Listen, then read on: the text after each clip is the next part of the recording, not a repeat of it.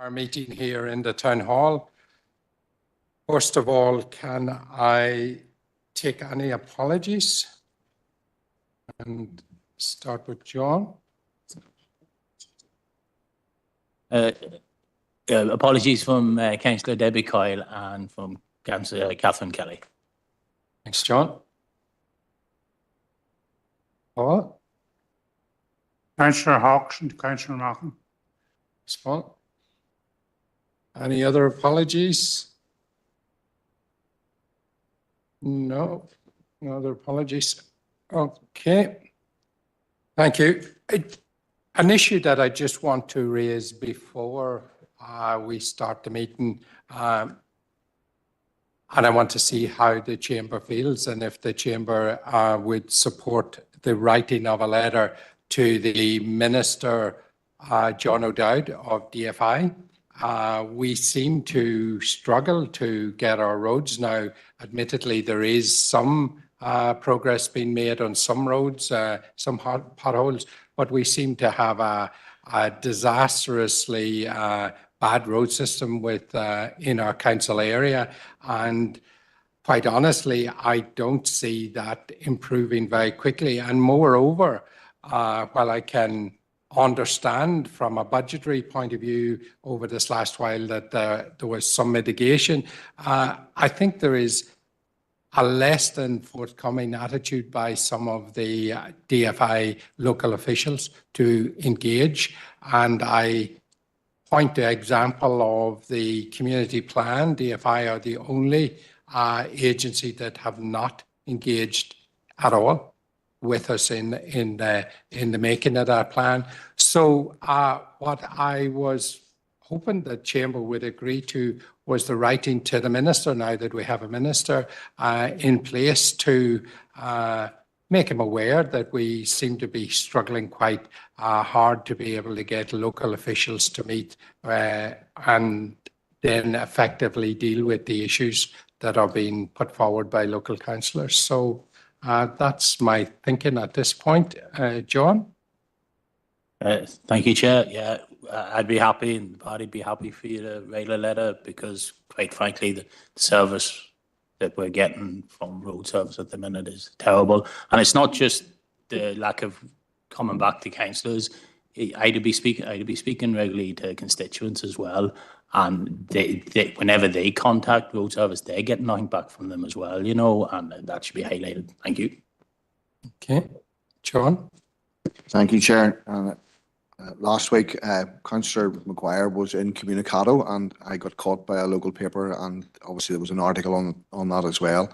And I think it's an absolute must, I think, for our council area to have the Minister down, to have so he gets a clear picture of the problems we have here that are unique to our council area. Okay. Barry? Yeah, I'd be supportive of that as well, Chair. I think it's compounded by the fact that people still think that roads is a statutory responsibility of councils. And it's 51 years ago, I believe, 51 years ago, when councils lost their responsibility or remit for roads under the McCrory Review of Local Government. So it's past the 50th anniversary of not having responsibility. Of course, people expect us to articulate their issues, but a lot of people still think that you ring your councillor and that the councillor has some direct input into the remedying of defects on the road. So it's something we keep trying to... I did write to you prior to the meeting, Chair, about an urgent relevant business. So if we can maybe do those now. Progress now, yes, Barry. Thanks very much. Other councillors will be aware of it. And sorry, just before Barry goes, in case people feel that I'm giving Barry unfair, this is a DFI specific issue. Yeah, and I wrote to you and you suggested this might be a better mechanism for raising it at the start, and it would tidy it up. Woodbrook Village in Omagh would be well known to, in particular, myself and Councillor McColgan. I've been contacted by residents of Woodbrook Village who live in a development there on the Brookmount Road, and it was marketed, you know, as a development for over 55s. So it wouldn't apply to anybody in this room. But it was marketed for over 55s. And the developer, I've written to the planners within our council, and they have advised that the developer, in that old-fashioned term, has gone bust in this. And so therefore the question is, will DFI Roads use the bond that the developer paid to DFI Roads to remedy defects, footpath and thoroughfare, very, very poor condition.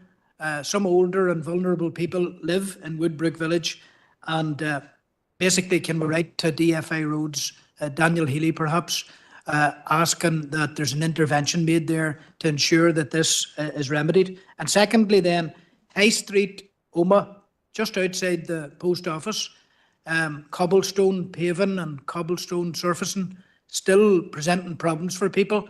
I'm aware of 2 people who have had falls there in the last 10 days. So again, what action can be taken to make the surface and the footpath at High Street, Omagh, outside the post office, safer? Thank you, Chair. Okay. And just before we move off that, the only comment I can make on that is that there is a similar situation of a developer gone bust, and the DFI are using the bond that they hold to allow repairs to be made to the estate. So it's not without precedent at any rate. Earl? Yeah, thank you very much, Chair. And I suppose it's timely to raise this issue with the Department of Infrastructure Roads. And now, but we have a minister in place again, and I know he was down here 2 weeks ago at an event to do with the Mid-Southwest, and you were present. And we made him aware of the situation of the whole district at that time. But it's right that we do write to him now, expressing our concerns. Because as Councillor McAduff will be well aware, even on the Omagh side, there's a lot of people who have left DFI over a number of years and have not been replaced. Therefore, they're not attending the various meetings, interagencies, neighbourhood renewal or anything else. So you don't have that personal contact that you had for years. And I find it very, very, very difficult now to even get in touch with them or even get a reaction from them with the most basic concerns that we would have as councillors. So as you say, sometimes we get blamed for a lot of stuff, and we lost that power 50 years ago. So I'm happy to support as a party that we look at this overall, because it's just not one part of the district. Oh, no. It's the district as a whole, and maybe other parts of Northern Ireland for that matter. No. Thank you. No. Thank you, sir. And also thank you, Earl, for taking the opportunity last time he was down to speak to him with me on that very issue. Josephine? Yes, thank you, Chair. And I just want to speak in support of your proposal. I think it's very timely. It's good that we now have a Minister for Infrastructure, and I do believe that he is intent on making a difference. My belief is that our district council area has been neglected in terms of our roads provision, and we hope to see progress in that area in the near future. But I think the condition of the roads is something which, as you say, has left the general public feeling neglected and frustrated. And I think that we do owe them a responsibility to bring that to the urgent attention of the Minister. So I want to support your proposal, Chair. And I also want to second Councillor McElduff's proposal on Woodbrook Village and also on Omagh High Street. As Councillor McElduff says, Woodbrook Village was designed as a development for older people, and therefore it's imperative that the condition of their roads and footways are up to standard to avoid tripping hazards. So if DFI can move to use the bond to complete that development, I think that would be very welcome, Chair. So thank you. Thanks, Josephine. Diana? Thank you, Chair. And I imagine we could fill a meeting entirely with roads issues, so I do welcome your intervention. Chair, Firstly, with regard to bonds, I just wondered, could I make a proposal that if this is an issue being brought to the Minister about this particular area, that as an illustration, that councillors are encouraged to bring forward their knowledge of where these cases have occurred, where developments are not being finished because of the original developer having gone bankrupt, where the finishing work has not been completed. I do know of some in Earn North that do give concern, and it's very difficult, the conditions that the homeowners are living in, and for resale value too. Chair, I just wanted to check, we've scheduled in our diary a meeting with the Minister, and that still stands. That's to do with the A32. And obviously it's another area of great concern with another accident just this evening. And obviously our sympathies are with those involved in that 3-car accident. But there was another serious accident on that road last week. That's very, very concerning, the condition of the road. There was one other point I wanted to make. I've actually just forgotten what it is, sorry. So I'll just leave it like that, Chair, thank you. If you think of it, Commissioner. Seamus? Thanks, Chair. Just a point on the roads. Some of the statistics that we have got on Rural Affairs Subcommittee, I believe west of the Ban has more roads than east of the Ban. Now, these is very, not exact figures I'm given, but it's near enough. Has more roads mileage than east of the Ban, but gets half the funding that east of the Ban gets. So I think there's definitely worthwhile on us raising these things. I know we are on the subcommittee trying to come up with concrete facts and figures that we can go to Stormont departments with these figures with, and I suppose when this works to complete, that'll be one of the things that we'll be bringing to the Department of Infrastructure. Just on councillors getting no responses, I believe that, and it's been mentioned here by myself and numerous other councillors over the years, that other agencies can have an elected reps helpline, but the Department of Infrastructure Road Service has always been reluctant to provide that. And I believe it's something that we should continue to look for. And maybe if we are writing a letter that we could suggest that would be one, it would be a very helpful thing to have as an elected rep. Thank you, Seamus. Yes, indeed. And just to add to your point there about half of the funding, I also make the point that when you put a road down in County Down or County Antrim, it stays put. You put a road down in Fermanagh, it moves around and it needs further maintenance. And so the same equivalency of money doesn't cover that ongoing cost all the time. So, but these are points that we have made before, but need to continue to make, I feel. Dermot? Thanks, Chair. Just to talk about the issue of unadopted estates. I know there's a couple of unadopted estates around the Enniskillen area, and the people that live there are having an awful time and trying to, complete the process of getting those estates adopted. And meanwhile, the roads and the wastewater infrastructure is collapsing all around them.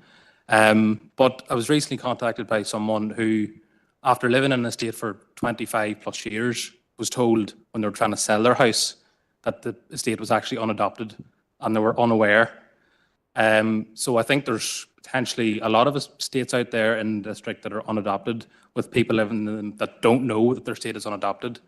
So would it be a good idea, Chair, if we could maybe write to the NI Water maybe and ask if they can send us a list of the unadopted estates in the district, please? Thank you. Is it NI Water or is it? Be both, yeah, to write to both.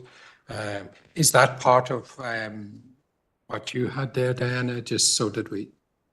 Yes, I think so, yes, add to that to it. And the other point I wanted to come back on was the recent funding for resurfacing, the question being to the Minister, how was that divided throughout 6 counties? What proportion did Fermanagh Omagh get, given we have, as Seamus has said, the biggest network of rural roads? And I think that information would be important to capture as well. Thank you, Chair.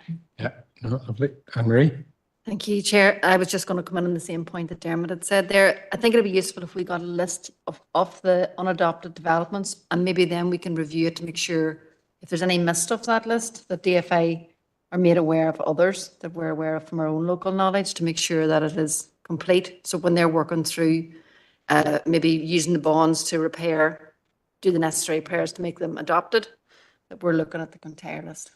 Yeah, but just so that we're clear here now, we have went through this whole bonding thing before, but the reality is the bond does not cover the cost or near the cost of doing these repairs. So that's why a lot of these sit outstanding till they try to find somebody else that is willing, because the bond goes nowhere near the actual cost of upgrading the estates.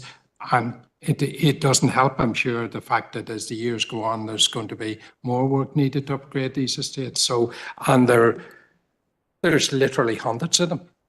We got lists at one time in the council here, and I'm sure it's somewhere in the council we had lists them, but it'd be no harm to get a refresh. There was a unit set up within road service to look specifically at the unadopted estates and to try and progress them where they could. So it would be interesting to see where that has got to. Robert? Yeah, it's on the back of that, Tom. Basically, we know for the last 10 or 15 years that there are unadopted estates throughout the whole of Northern Ireland. We have actually quite a lot. But what seems to have exacerbated the situation, some of them have actually come up before, it would appear that lenders now are taking a negative approach to this, and it's only a recent approach within the last maybe year, 18 months. So there's a change in the financial market. I would suggest that we as a council would actually have to try and get a collective approach with the other 10 councils. Maybe not necessarily Belfast, because they don't have the same problem. It's the other 9 of us. To see if there is a legislative solution at Stormont. Now, it's not a case of actually saying we've got the money and everything going forward and getting it done. The problem is the work needs to be completed to actually get the estates adopted. Now, that is actually the end solution. It's actually how you get to that. And there are bonds out there, but as you have so rightly stated, the bond money is insufficient to get that. So there is a financial gap. Now, I think that is something that Stormont will have to look at, how they actually do it. I have a few thoughts in my mind that have been kicking around because of this, but I don't want to air them now. I think we need to open a discussion with the Minister if he can actually come down on this, because this is a province-wide problem. And it's not going away. It's actually going to get worse. And I think it's wrong that we as a collective in local government, central government, can't actually come up with a solution. It's going to cost money.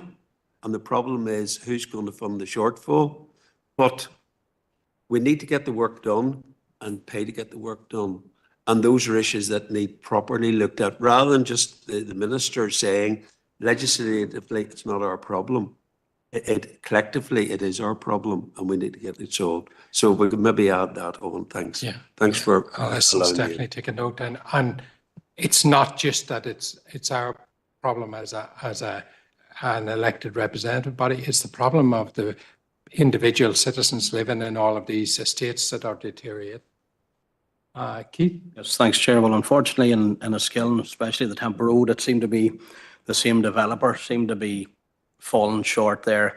I know in communication with the road service or DFA with regard to the adoption of one of the estates, where they suggested that the residents come together and they put money in a pot because the bond isn't obviously enough to do some of the structural repairs that needs to be done in one estate.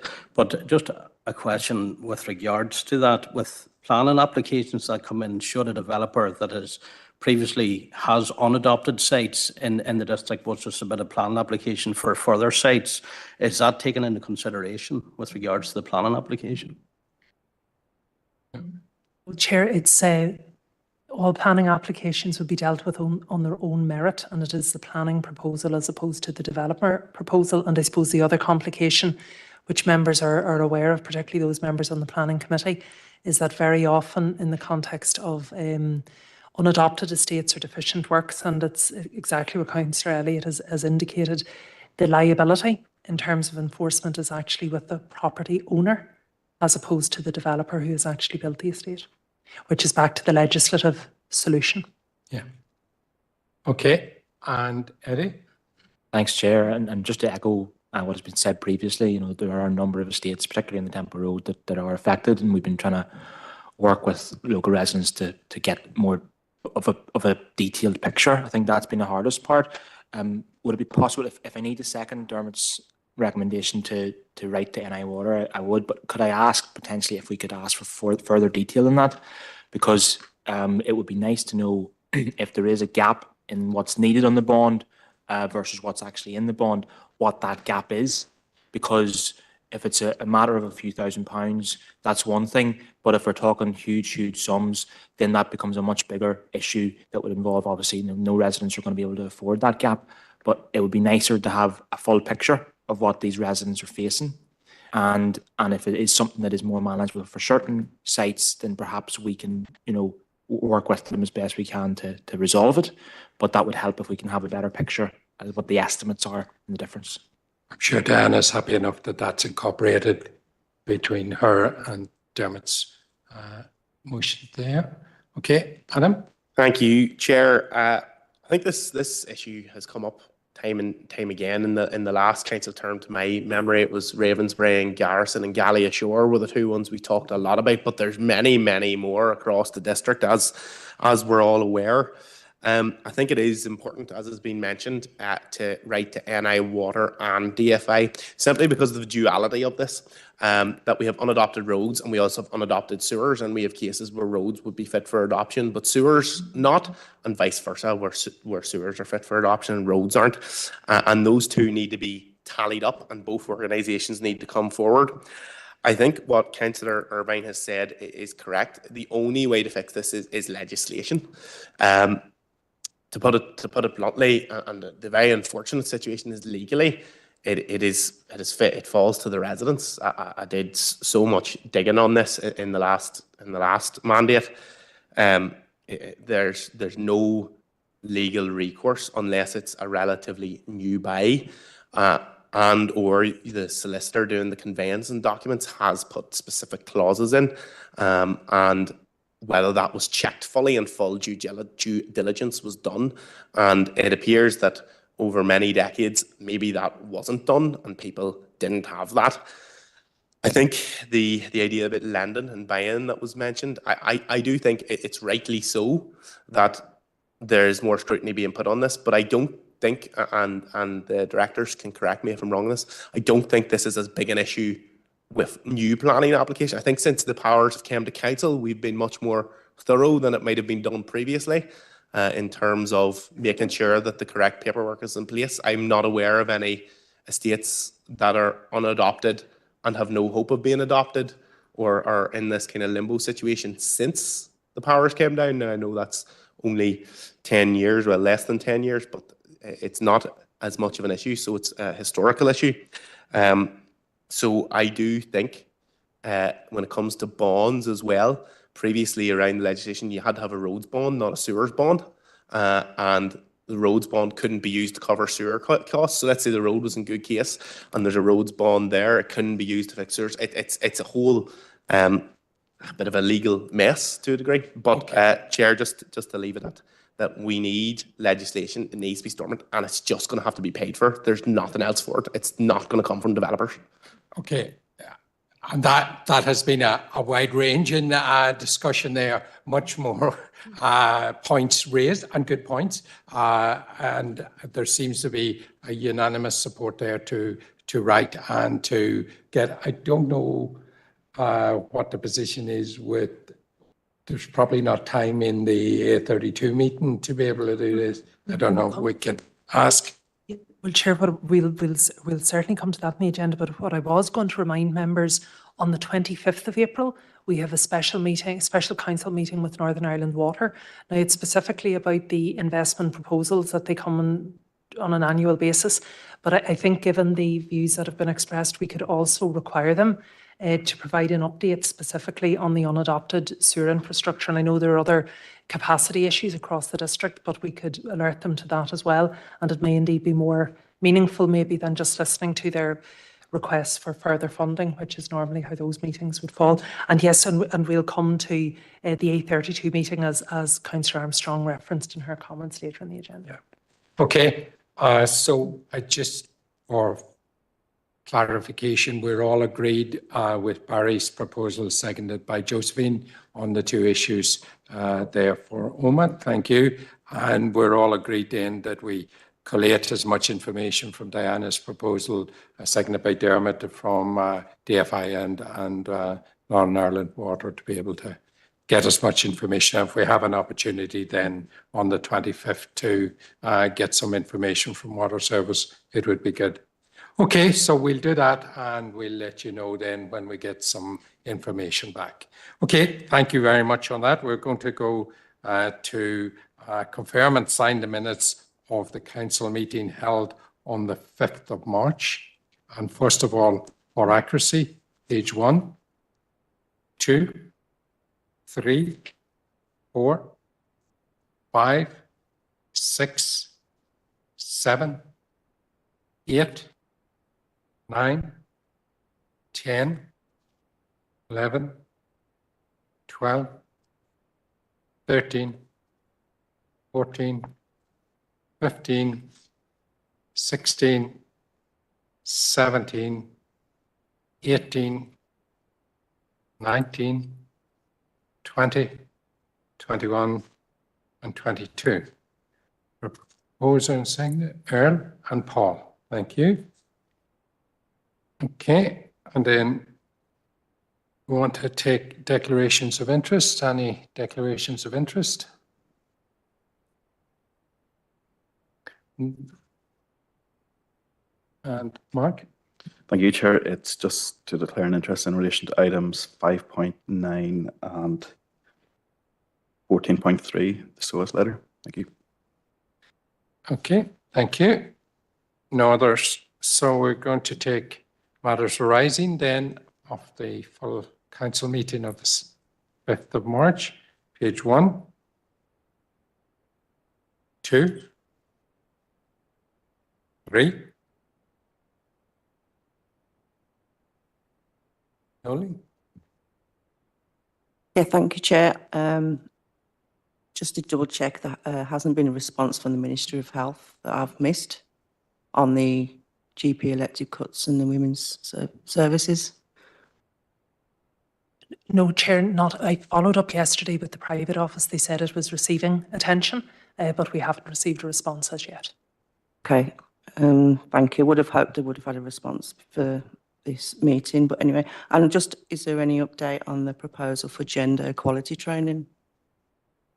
Yes, Chair, we are just looking at dates in the schedule, so I would expect we should have those confirmed for policy and resources next week, and we'll circulate to members.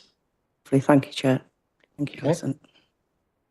Anything else on 3, 4, 5? Thanks, Chair. Just at the bottom of page 5, to draw members' attention, we have a number of items of correspondence in relation to the representations made regarding the Struhl Shared Education Campus, and obviously the very positive funding announcement that we've received. So letters of thanks from Loreto Grammar, just in terms of the council's support, and also from Arvalee School, and then separately, Chair, from the Minister of Education, confirming the executive's pledge to provide an additional 150 million towards the project. Okay. Josephine? Thank you, Chair, and thank you, Alison, for your update. First of all, Chair, can I propose that we note items of correspondence 4.1, 1 and 2. This is very welcome news. The Minister, Paul Givan, MLA, announcing £150 million over the next 3 years. The largest education construction project ever delivered in Northern Ireland. And I think that is a remarkable boost for our council area. I think what this decision has done, Chair, is I think it has restored public confidence in our political processes and also goodwill towards the west of the province, which we have come to think of as being disadvantaged. So that is a very, very welcome decision. It's an exciting, innovative project on an absolutely fabulous, unrivaled site in the heart of Omagh, which will deliver not only educational benefits, but social, significant social benefits. And I believe, Chair, that it will progress significantly the development of our shared society and community integration. And finally, I would like to pay tribute to the school principals and to the students who so unequivocally expressed their support for this important project. Thank you, Chair. Thanks, Josephine. Anne-Marie? Thank you, Chair, and I'd like to second the noting of the correspondence as proposed there by Josephine. We've had a couple of very useful meetings with the schools showing the support from the council for the project, and it was fantastic to get the good news that the project is going to go ahead and that the funding's available. Not only it's good news for the schools, but it's good news for the local area as well to be bringing this funding into the Omagh district, and it'll be jobs for local people working on the project. So I think it's fantastic news and certainly to be welcomed. Thank you. Okay. Anne-Marie? Aaron? Yeah, thank you very much, Chair. And I want to support Councillor Dehan and Councillor Donnelly's comments and to do with the pieces of correspondence and the noting of them. I suppose someone who's been on this Stroll journey since from the outset, probably from my command council, and it's even before that it has been there since 2007, I believe. This is very welcome news for Omagh. It's a real boost to our county town of Tyrone, which is Omagh. And you know, the principals over the years and the various students at different times have worked very hard to put on a good show for this. And I very much welcome the announcement has been made by my party colleague, Paul Givan, MLA, the Minister for Education. Sometimes people thought this was never going to happen, up and down, but it has been made now, you know, the decision has been made. So I very much welcome it on behalf of the party. Thank you, Chair. Sir? Barry? Thank you, Chair. I want to thank you and the Vice Chair too for the strong interest you showed recently in the campus, liaison with the principals at various meetings and our Chief Executive as well. As Omagh Town councillors, we find ourselves in the stakeholder engagement group, so I look forward to the upcoming meetings of the Stroll campus stakeholder group. There was a serious flurry of activity since the independent review reported, do you remember? And pulled out of the blue, they thought it wasn't viable, shouldn't go ahead. Well, thankfully that has been addressed and addressed properly. And we ourselves, I think, did a good thing as a council by listing the Stroll campus as one of our priorities as a council in terms of what we would like to see in the programme for government.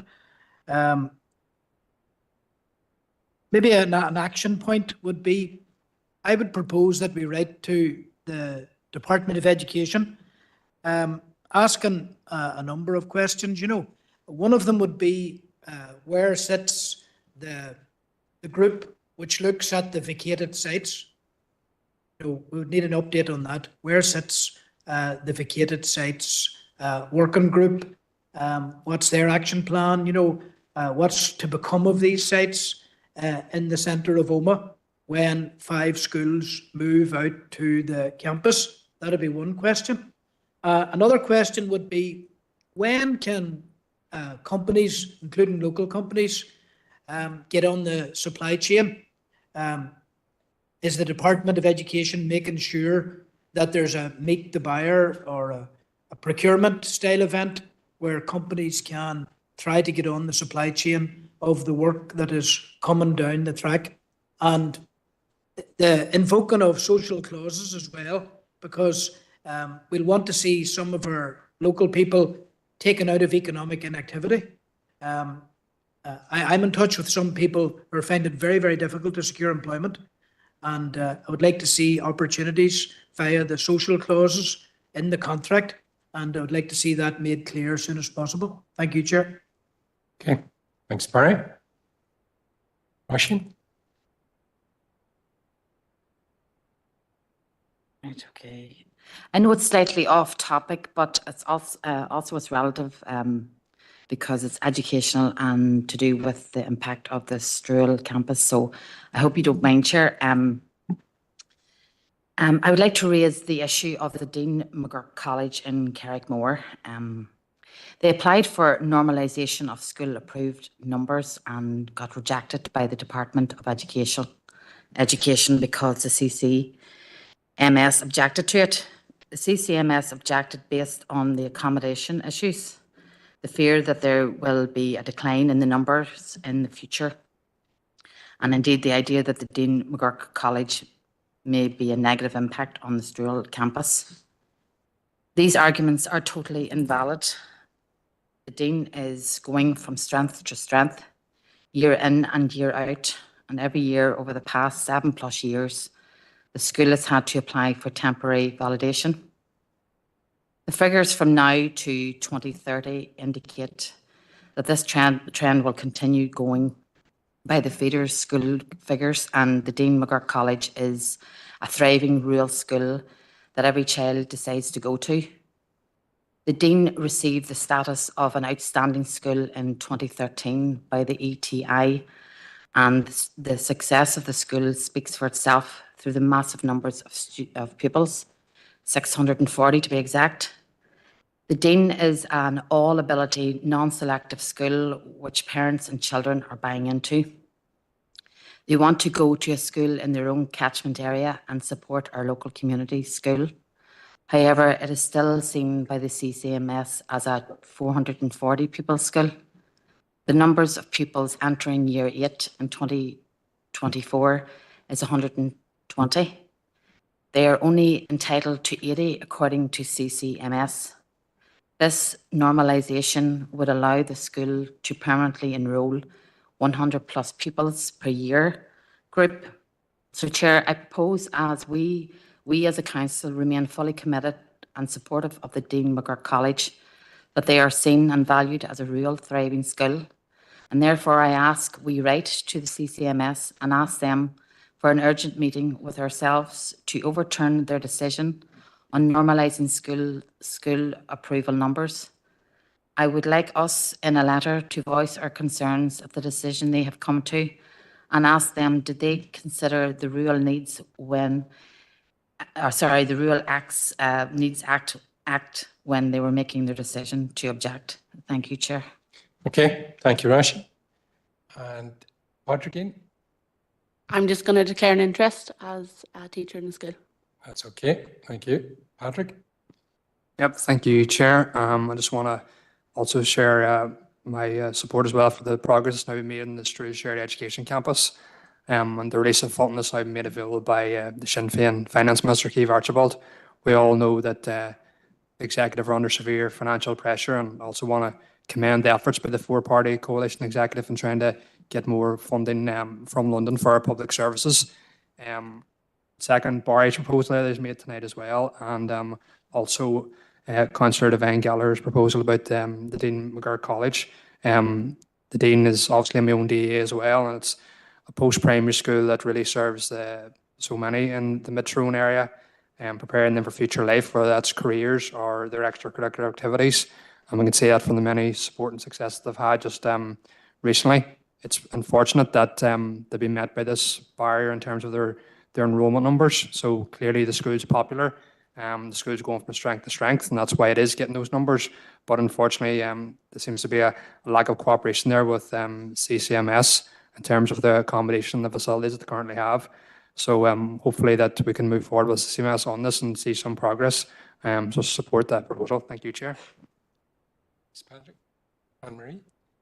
Thanks a lot, Chair. I also want to declare an interest. I am Chair of the Board of Governors and the Dean. I don't really want to speak about the Dean, but I just want to make a general opinion. Any school in the FODC area which has maintained numbers, has growing numbers, and whenever they are not being nurtured by a governing body such as CCMS, whenever they repeatedly choose to ignore the growing numbers, the numbers for many years has been 440, but this last 8 to 10 years it has grown to 640. That's a 50% increase due to the academic selection process, due to the good school, and any other rural school I would have absolutely, or town school, I would absolutely no bother of encouraging and getting people to get back behind the campaign to keep the schools, to keep the needs, and if it's in the catchment area of where those pupils want to go to, it should be maintained and it should be governed and it should be nurtured, not to let it be wallow by the CCMS. So I just urge anybody who has any school and that is growing in popularity, that just to get behind everybody. It's not a school which has been depleted by numbers, but it's growing. So I just wanted to declare an interest and make those few words. Okay. And Alan? Well, thank you, Chair. And I want to support the Stroul Shared Education Campus, the decision that has been made to support it. Very often we hear the slogan, live horse and you get corn. Well, I tell you, you would have needed a great leap of faith down through the years to believe that it would ever come to fruition. And now that it has, it's only right that we would say thank you. At this stage, I would also want to support Councillor Michael Duff in his proposal. It has already been seconded. I want to support it and look forward to the progress of the new campus. And I hope that I'm still around to witness this opening, and that'll be a joyful occasion. Okay, thanks, Alan. All right. Yep, just Talk from briefly, Swede. I want to record my support for Councillor Devine Gallagher's proposal as well. I think the trick here is supporting the Dean McGurk College and St John's College in Dromore as well. You know, reflecting the rurality of this council area and the importance, and listen to the evidence that was presented there, about 640 pupils, very, very successful school. I would have a question for the Chief Executive, and it's maybe about local area planning.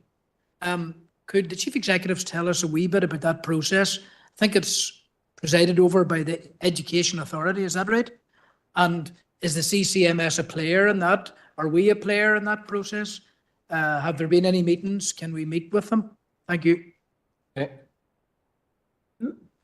Chair, maybe I'll answer it in two ways. I think there's the theoretical process and then maybe the practical outworking of it. So yes, the Education Authority would normally be in the lead with other partners, CCMS, for example, in terms of some of the school estate. I think it's fair to say that the Council has previously expressed concerns about the lack of meaningful engagement on the area planning process, really at all levels. We had also, in the context of community planning, expressed those concerns, and that decisions were being progressed almost by the education sector independently of any engagement with the council, either corporately through this body or through our other structures such as community planning. So I think there'd be no harm at all. It may be as part of the other requested correspondence that you suggested, Councillor McElduff, is a specific engagement on area-based planning, how rural needs are being considered as part of that, and what the ongoing commitment is for future engagement with the council. If I may also just say, Chair, specifically on the vacated sites working group by way of information, and while we can certainly included in the letter. My understanding, there's actually a meeting of the group this Friday, and our planners have been invited to give a presentation specifically on the site selection process that is underway as part of the local development plan strategy, or policies plan, sorry. We've worked very closely with the school premises owners as part of the plan strategy and are making appropriate provision in the development plan. But ultimately, the use of the sites will depend on the property owners and how they choose to dispose of them. And you'll be aware there's different ownership models for most of the schools. Okay, thanks, Alison. Okay, so we have the two proposals, Barry's, seconded by Patrick. Are we all in agreement? And adding in Dromore and the area-based plan as well into that. Okay, and our second proposal then by Roshan, seconded by Patrick. Are we all agreed there, members? Yep. Okay, thank you very much for that. And so there's nothing else on page 5. Moving to page 6. Page 6, Alice. Thanks, Chair. Just at the top of page 6, a couple of letters. This was in relation to members' concerns about really the removal of the Fresh Start money and the reallocation of it to the executive. So we've 2 items of correspondence. The first is from the Minister of State, Steve Baker, who is really just saying that the Fresh Start money hasn't been lost, but has been really reallocated now to the executive, and it is up to the executive to determine how it will choose to spend the money, including for those schools such as Brookborough Shared Education Campus.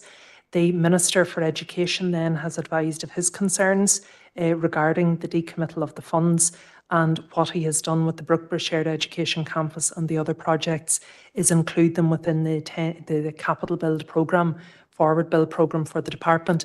And then finally today, Chair, just in members' other folder, we've received a response from the Minister of Finance, who is really saying that matters relating to the prioritisation of education projects is with the Education Minister as opposed to with her, and we should refer further correspondence on this matter to the Minister of Education. Okay, thanks, Alison. Seamus? Thanks, Chair. It's hard to know what to make of these letters. I suppose the one thing that is encouraging is that the money isn't lost. It depends on the executive to spend it whatever way they deem fit. I think as far as the Brookborough Shared Campus is concerned, I just want to fill the members in on the history of that. This has been worked on for 11 years. The boards of governors and the principals have, over them 11 years, has met Martin McGuinness and Peter Robinson as First and Deputy First Ministers. They've met Arlene Foster and Michelle O'Neill. They have met numerous education ministers, all in complete support of what was being proposed. The department officials, I have to say, has been extraordinary obstructive. They have went about this whole project in an absolute terrible way. I have been involved in this project from the start. There was a proposal at the start that it was going to be a shared campus. There was going to be a small football pitch. There was going to be ground made available to team up with the council to put a MUGA on the campus site so that the community could use in the evenings as well. And there was going to be a preschool building built on the site as well. 5 years ago, the boards of governors were brought in, told that they had 4 days to make up their mind, that the rules had now changed. There was going to be a smaller site. There was going to be no football field. There was going to be no ground made available to the council for the MUGA. There was all of them things were put, and they had to make a decision within 4 days because the business case was going in.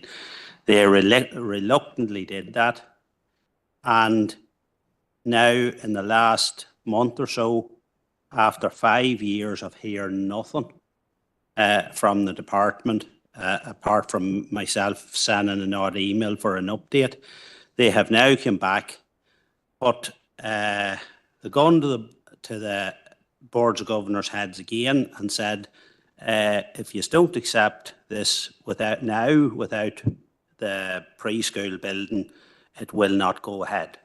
Now, as far as I'm concerned, civil servants don't make that decision. I don't think they've any right after 5 years to come back and put that ultimatum to the schools.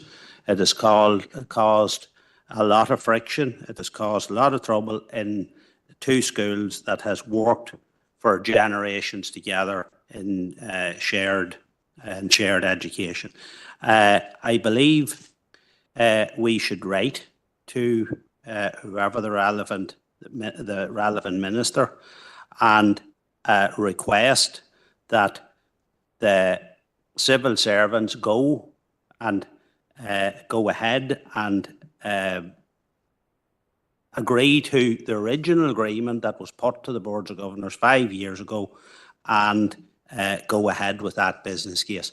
What they've done in the previous 5 years, I have no idea. They just washed their hands of the whole thing, even though they give us 4 days to make up our mind. 5 years later, this is what they've come back with. I think it's disgusting. I think they need to be held to account. They need to be asked who makes this decision. Is it the minister?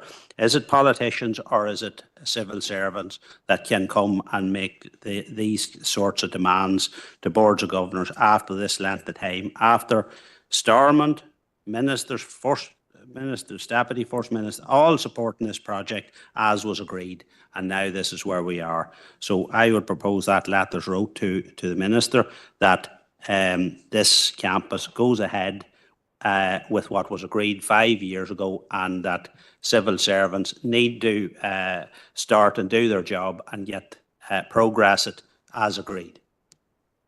Will you note the correspondence, Seamus? Yeah. Okay, thank you. And Victor? Thank you, Chair. I'm not going to go on for as long. I suppose the letter that has come back from the Minister, yes, it's disappointing. It's obvious the money is just not there. And yes, we can go back to the Minister and request that we reinstate the decision that was taken 5 years ago. I suppose the question was asked, was this made by a minister or was it made by civil servants? Well, obviously, with the government here in Northern Ireland over the last number of years, that is a difficult question to answer, because a lot of the times we've been in the hands of civil servants, and they've been making decisions which probably they're not familiar with what's on the ground before them there. Certainly, there's one thing that is more brighter on the end of the letter, is that they're going to continue to advance in the planning and design and to proceed to constructions when they are affordable. But I certainly don't think we'll be holding our breath as that goes forward, because there's 10 of these schools, shared education schools out there, and let's be honest, everybody's going to be fighting for their own corner, and I don't think it's going to happen anytime soon. Thank you, Chair. Okay, and Victor, are you happy to second the proposal of the correspondence as well? Are we agreed, members, that we would write? Okay, thank you. Anything else on 6? Yes, Chair, just a correspondence from the Minister of Health, and this was in relation to the request last month that we would write for the Department to expedite the land transaction. So the Minister has set out that the land's currently leased, but negotiations are ongoing with the incumbent, and they will be advising the Council on the conclusion of those matters. Okay, thanks, Alison. Barry? Thanks, Chair, and thanks, Alison. It's good to see that wee bit of progress there. It's slowly, festina lente, I think the Latin is. We're progressing slowly, but we're progressing. And the Omagh Workhouse project, the idea that there's going to be a memorial garden and memorial there is very, very important. It has got the buy-in of community groups in Omagh, and it's regularly discussed at the Apex Radius Advisory Group meetings in Omagh. And so Apex, Radius and Arbour, 3 different housing associations now have pledged their interest. And really what that means is they would be prepared to help fund a memorial, a garden, a space. So we need this to progress. Could I just ask that the relevant director keep on top of this in terms of maybe finding out from the Department of Health who is the person that's progressing this, who is the person in the Western Health Trust who's trying to progress it, so that we get as quick a progress as possible. Thank you. Thanks, Barry. Josephine? Thank you, Chair, and I want to second the noting of the correspondence from Minister Swan. You know, the tone of which I believe, Chair, is quite positive. I strongly believe that there should be a memorial of some form, a garden or whatever, a place of peace and rest, to affirm, Chair, the worth and the dignity of the people who lived in Omagh Workhouse, and many of whom, sadly, who died there. That is important for us to acknowledge their worth and to make it known in the community that we remember those people. I do believe that there will be goodwill on the part of the Western Health and Social Care Trust, Chair, because we did have a similar set of circumstances during the construction of the Omagh Hospital and Primary Care Complex, which opened in 2017 on the site of the Tyrone and Fermanagh Hospital. And on that site, in close proximity to the new hospital build, was a graveyard in which was interred the remains of many patients of the Tyrone and Fermanagh Hospital who died there. These would have been long-term inpatients. They died there, and very sadly, they were buried in the hospital grounds in unmarked graves.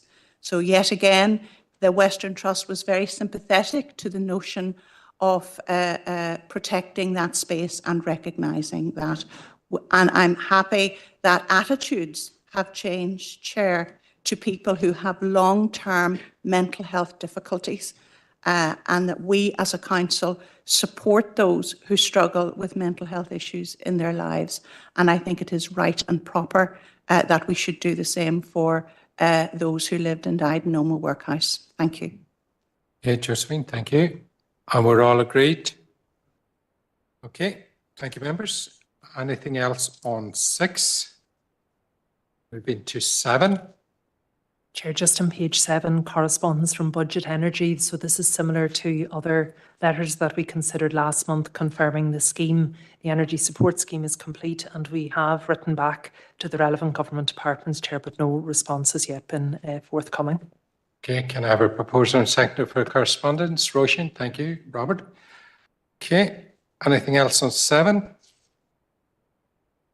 Barry? Yep, Chair, just 5.12 there. The Health and Social Care Services meeting. I want to know if a couple of issues have surfaced or been raised there.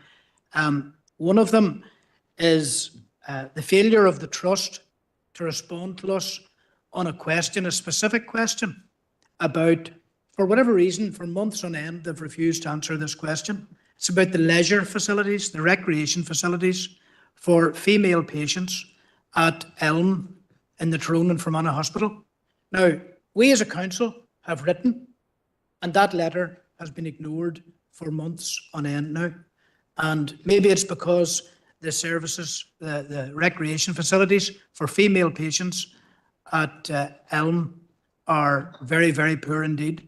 But we need to know, and we're lobbying for better improvements there. It's not right that female patients in the Tyrone and Fermanagh Hospital should have poor recreation facilities. And secondly then, the cardiology unit at the Omagh Hospital complex, the cardiac unit it's a brilliant facility. Dr. Paul McGlinchey and others helped co-design it. But there's a workforce planning issue, and if we don't have the answer this evening, I would like that investigated. Thank you. Chair, just in relation specifically to the workforce planning issue, it was something that was raised at the last meeting. Now, my recollection is, and it was included in the presentation by Dr. Gillespie, that they were to send the presentation, but also what was described as the members' e-brief following the meeting, and I don't believe we have received because it had the detail of recruitment. So we'll follow up with the Trust tomorrow, but I know that that's because it had been submitted in advance and that was included on the schedule for question. Thank you. Both of those issues. Okay, lovely. Thanks, Barry. Seamus? Thank you, Chair. If Barry's proposal needs a seconder, I'm prepared to second that. Just on issues that has been raised about SWA to me, and a number of very disturbing issues. For instance, people who have been admitted to the Southwest Acute Hospital, very ill patients being transferred to Derry. One such patient that I know of was transferred to Derry because they were promised when they were leaving that there was a bed in Derry Hospital. They were leaving a bed in SWA and that there would be a bed available when they got to Derry. But when they got there, they waited 18 hours in A&E. And literally all that had to be done in Derry was that there was a drip to be put on the person because they had an infection. The hospital in Enniskillen knew that, but for some reason, I'm not a medical expert, I have no reason why they couldn't put the drip on themselves, but they were sent to Derry and 18 hours in A&E. And eventually they got a bed. And the person told me that they actually, when they were offered the bed, said that they would prefer not to take it because there was that many old people in their 80s and some in their 90s also sitting in A&E for the same amount of time, and they felt guilty about going to the bed while these people sat in A&E that was packed out. And I know of another person who the exact same thing happened to. They were in Enniskillen Hospital and they were sent to Derry because of some complication.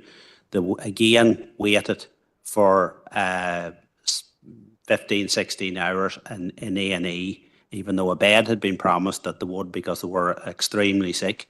They sat there for 15, 16 hours in A&E and eventually they were admitted and they were in the hospital for, I think, 3 to 4 weeks after that. So they were extremely sick. And this is what's happening to our patients in Fermanagh and Home area. I think it's an absolute scandal. I believe then that there is a problem then with ambulance, that there is a shortage of them by these transfers going to Derry in this area. So I believe we need to ask them questions that if people are in Enniskillen and have to go to Derry, even for minor thing like a drip to be put on, that they're then going and wait. Why have they to go to Derry to get that, first of all? And then why are they going and waiting 18 hours in A&E before being admitted?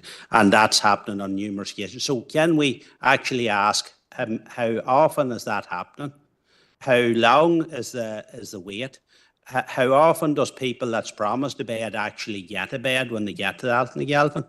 So I'd like them questions asked to the Trust if possible.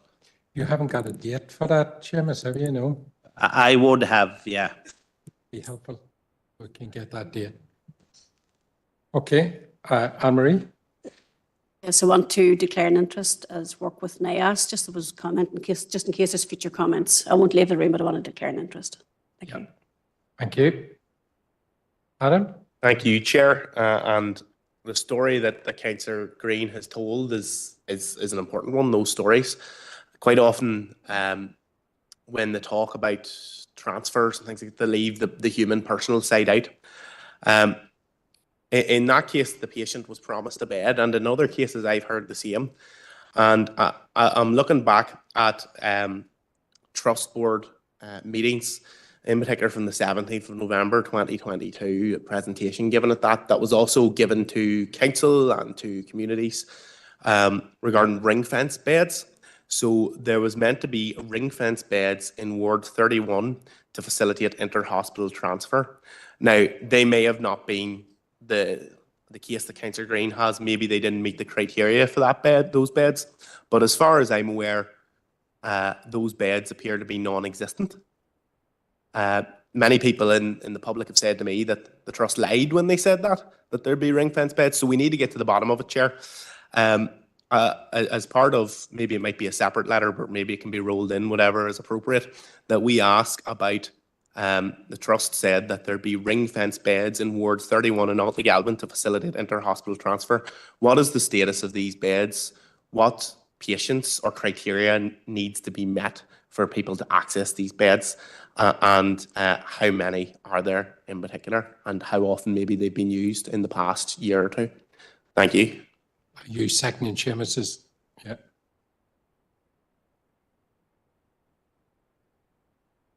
Diana? Chair, thank you. Yes, that's exactly the point I was going to add that Councillor Gannon has made. You know, I do recall the 17th of November, the assurances we were given that in order to facilitate the removal of emergency surgery, that the beds would be ring fenced.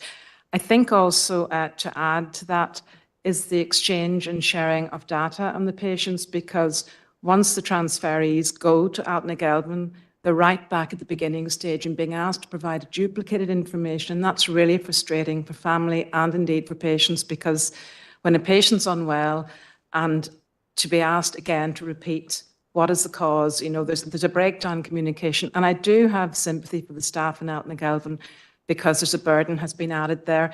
But additionally, I'd like to ask what difference the enhanced A&E centre at Altnagalvin has made, if that will have any effect in easing the pressures there. But ultimately, our goal is to retain emergency surgery here in Fermanagh. Thank you, Chair. Okay. And John? Thank you, Chair. I would go a little bit further in what Councillor Armstrong has, and again, have Seamus and Alan's concerns. It's almost as if the Trust are treating our A&E doctors as if they're inferior, because they're sending patients up and they're having to be triaged again back through A&E. So are our doctors in the South West Acute not good enough, and their work has to be overseen by these people in Altnagalvin? That people are being held, they maybe have done 15 or 16 hours in A&E in one hospital, and then they go right back to the end of the queue and have to do it again. And I think that's disgraceful. If they're being transferred to Altnagalvin, it should be going straight to a bed on a ward, and their notes should be following them. There's no issue now. It's all on computer. Yeah. It's glorified emails, a secure system. And if the doctors, if there's a problem, then we maybe buy them pigeons or something that we can carry them down to them. The note should be there in front of the patient, so that's it. I'm sure Seamus and Adam are happy to incorporate all of those points in there as well. Okay, a couple more. Sorry, thanks, Chair. We're just listening to what has been said there, and yes, we're writing to the Trust, but we also have a minister in place now as well, so would it not be commented that I propose that we write to the minister? And there has been questions asked here with regards to, you know, as Councillor Diana said there, with regard to the emergency surgery back at the SWA. You know, we need to know where we are with this. We need to know, is there decisions going to be made? You know, is this coming back? So can that be added in and a letter sent to the minister for answers? Yeah. Thank you. Yeah. Okay, and bearing in mind that we have already asked that question of the minister and we're yet to get a response, as we haven't had a response to Lisnaskea and the question of the new health centre there as well. Seamus, did you want in something quickly? Thanks very much, Chair, for just to add to the letter, or just to tighten it up a bit. Could we ask for the number of patients being transferred out of the Southwest Hospital for the last 3 months? How many A&E transferred out? How many private transferred out of SWA? And how many ICV stroke DV vehicles transfers was there? Break it down for daily numbers for last 3 months if possible. Okay. Thank you. Alison's captured that, and I'm sure Adam, you're happy enough to include that there. Mark? Thank you, Chair. It's just really quickly to declare an interest in that last discussion, in particular the reference to the letter to the Minister. Thank you. Okay. And Diana? Yes, if Seamus will permit me, if we could add to that the number of patients travelling by car by their own means, because that is happening also. Yeah, Thank add you. that in as another avenue of travel, yeah. Okay, and so we're all agreed on all of the bits and pieces that are included in that, proposed by Seamus and seconded by Adam, and we're all agreed of the resending the letter, I suppose, to the Minister, proposed by Keaton, seconded by Earl. Okay, yep. Okay, thank you, members. And moving on, page 8. Chair, thank you. Just on page 8, about halfway down, we have a response from the Department of Education. This was in relation to the Council's motion, which was adopted in February. So while the elements related to Strood have obviously been superseded, the Minister does provide clarity in relation to Enniskillen and Royal Grammar School and the final technical design pre-tender estimate and the stages of the business case for that project as well. Okay, thanks, Alison. Can I have a proposer to note? Paul and Diana, thank you. That's noted in the correspondence. Okay, anything else on 8? 9?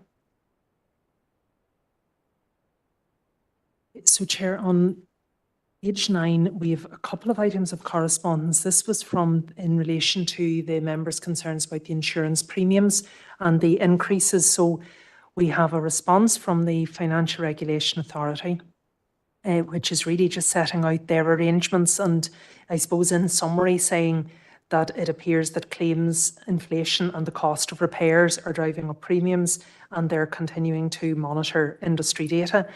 We've also received a response from one of the hire car companies, which is Monaghan Brothers, setting out, I suppose, their understanding of the situation, but no direct correlation. And then finally, Chair, we had received a separate letter from the Financial Conduct Authority, which had followed on from the original proposal, which is why they've submitted 2 pieces of correspondence. Okay, thanks, Alison. Seamus? Thank you, Chair. Just in relation to the insurance companies and the Financial Conduct Authority, they're claiming there that repairs has increased by 33%. Well, I have numerous people telling me, and even family members telling me, that their premiums have increased by almost 100% by certain insurance companies. So do we need to break it down into individual insurance companies to write to this Financial Conduct Authority and ask them to investigate each individual insurance company, rather than this kind of like a broad brush of 33%, in general type of thing? Can the Financial Conduct Authority look at individual insurance companies and look at what they have increased their premiums at? I presume they can. So if that's the case, I have one in particular that I want to mention that we could write about, but I just want the Chief Executive's approval or disapproval whether I can name a specific insurance company. Chair, my understanding firstly in relation to what the Financial Conduct Authority can do, it's to investigate specific complaints about individual policies and circumstances for those. I would have thought generally that detail would be something that would be typically privileged and would be discussed in committee as opposed to in public session. Now, if, but that I would defer to Philip's advice, but we would certainly not normally divulge personal data that could be attributed to an individual or to a company that may identify an individual. I think that's why they've responded in broad parameters. It's difficult, without knowing exactly what you're going to say about the company, it's difficult to know for sure whether it would be okay to say it in open business or not. Perhaps the safer. Well, I'm just basically going to say a certain company is seems to be doubling their premiums. Well, if it's necessary to name the company, it might be safer to do that in confidential business. Okay, and we can do that then. That's confidential. Then. And just another thing that has been raised to me in the last couple of days, which seems an extraordinary thing, insurance companies in general, and I would ask that we write back to the Financial Conduct Authority to ask whether this is actually legal or not, because I suspect that it's not. They're actually loading people's insurance that were involved in an accident where they weren't at fault, where the other driver has admitted they're not in fault, where the insurance claim has been settled with them not at fault, but they are still loading their insurance because they were involved in an accident, even though there's a no-fault accident to them, and it's down on their books as a no-fault accident, but they're still loading that person. So I would want to ask, is that actually legal, that they can do that? Because that just does not sound correct to me. Okay. And are you prepared to note the correspondence, Seamus? Yeah, please. And if we can, in confidential, when we get there, just go touch back on. That's okay. Anthony? Yeah, thanks, Chair. Yeah, I'll second the note of that and second that proposal that Seamus made there. Have we with more correspondence too, Alison, or was that all? Have we another letter to come back from somebody else as well? Or was that all? I was just wondering. Chair, I think we've yet to receive the response from, there may be a couple of the other companies that we wrote to, so I would need to check back. I think there's a few outstanding still. Okay. Keith? Yes, thank you, Chair. Well, obviously this is a big issue for anybody that it hasn't affected. I'd say by the time they get their next renewal, it will affect you. And it's crazy money, like house insurance going up £400 and £500. It's unbelievable, but it's going to affect everybody. But this is reading what's been said in the letters there and going forward. If this is something that that they're saying that we should take individual cases to these companies, should it be something that as a council we should put something together for our social media to encourage people to make it easy for people to click a link that they can put in their own complaints, because I think that these companies need as many complaints as they can get, because it is extortionate at the minute. And I'm speaking about myself, even my own house insurance there has gone up £400 for no reason whatsoever. So as I say, going forward, if this is something that as a council we can put together that to encourage our residents, because yesterday I got an email from a lady and in the same boat, and that her insurance has gone sky high as well. So I think we need to be seen to be doing something or making it easy for people to make that connection with that association. Thank you. Good idea. Roisin? You, Chair, I just wanted to speak on behalf of the people that elected me here. We're west of the band and we have to have car insurance. The law says we must have it to drive, and we are at a disadvantage because we don't have the public transport so basically we have no other option only to drive our car.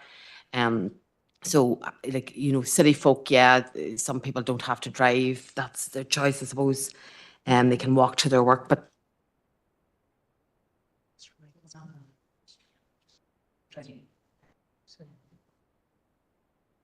sorry. Sorry. I don't know where was I? Oh, yeah.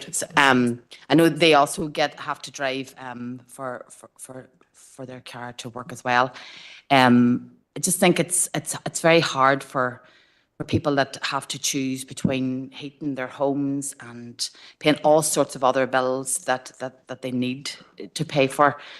But with the insurance, it feels that everybody is categorized as being essentially the same when they're paying out the insurances. I know there are different insurance companies have different rules, and sometimes they change the goalposts when it comes to even paying out claims as well. I just think we need, as a council, to. I know we can't actually, change things, change the pricing and stuff, but I do believe that we have to speak up for the people that are struggling so much, and it's just an added pressure on people, and the law says they must have it. So I think we need to take a look at the way in which these insurance companies are operating. We are paying for higher. They're saying in their letters we're paying for higher insurance because of the cost of things that's went up. And if I don't claim personally myself this year, if I don't claim for any insurance, I won't get that money. They don't send that money back to me. I'm still paying, even though I have over 5 years no claims. It's capped at 5 years. After that, my insurance or anybody else's insurance doesn't come down. I just think the rules are the way that they're set out are not right, and I think that needs to be definitely looked at. Thank you, Chair. Okay, thanks, Rishi. Robert? Yep. I think we've got to be aware that in the last, 12 to 15 months, a lot of insurance companies have actually pulled out of all markets in Northern Ireland. And they have cited the reason is the higher rate of claim. That's just aggregated across the type of market. So what's happening is the companies that are left basically then have a bigger pool, and it's supply and demand. They have seen their claim base going up, so they're starting to rise. The only thing I think that we could advise our constituents to do, one, is to shop around and shop around early, because they will get renewal notices in, and the procedure now with renewal notices is there is no carryover. So if you don't renew on renewal date, your insurance lapse. So you might get a fortnight to 3 weeks with regard to a call for renewal. I think our constituents have to actually shop around, and they either shop around with insurance brokers or they actually go online. Now, the issue with going online is some of the online providers don't actually insure in Northern Ireland, and that is the problem. So I think it's right across the board. It's for everybody. You could have a clean claims history, but your insurance premiums are going to go up. So I think the advice out there is shop around. Thank you. Yeah, cheers, Rob. And Glenn? Yes, Harley, and I support the previous comments, and indeed, I suppose I'd add to that, in addition to shopping around, a lot of people find their insurance renews automatically, and maybe at a much higher rate than the previous year. It happens, I think, everybody at some point. But just to note, there's always a cooling off period, so that's one option, I suppose, that people can use if they do spot that it's renewed and it's jumped up. And I suppose I think our chief executive said the Financial Conduct Authority would be more suitable for specific cases as opposed to general oversight, if you like. And it would be interesting if some authority could look at the profits of even a sample of insurance providers, and maybe the profits have been reduced, or maybe they've been increased. It'd be interesting to see has the profits of many of these insurance companies increased during a cost of living crisis, or have they actually reduced? And maybe if they've increased, perhaps it would be appropriate that some of that profit could be offset in support of loyal customers, really, because I mean, I think in particular we are, as Councillor Devine Gallagher said, we are disproportionately affected by a lot of things. West of the Van, we're in a rural area. We don't have access to trains, as we know. We have poor infrastructure in terms of roads, lack of motorway, etc.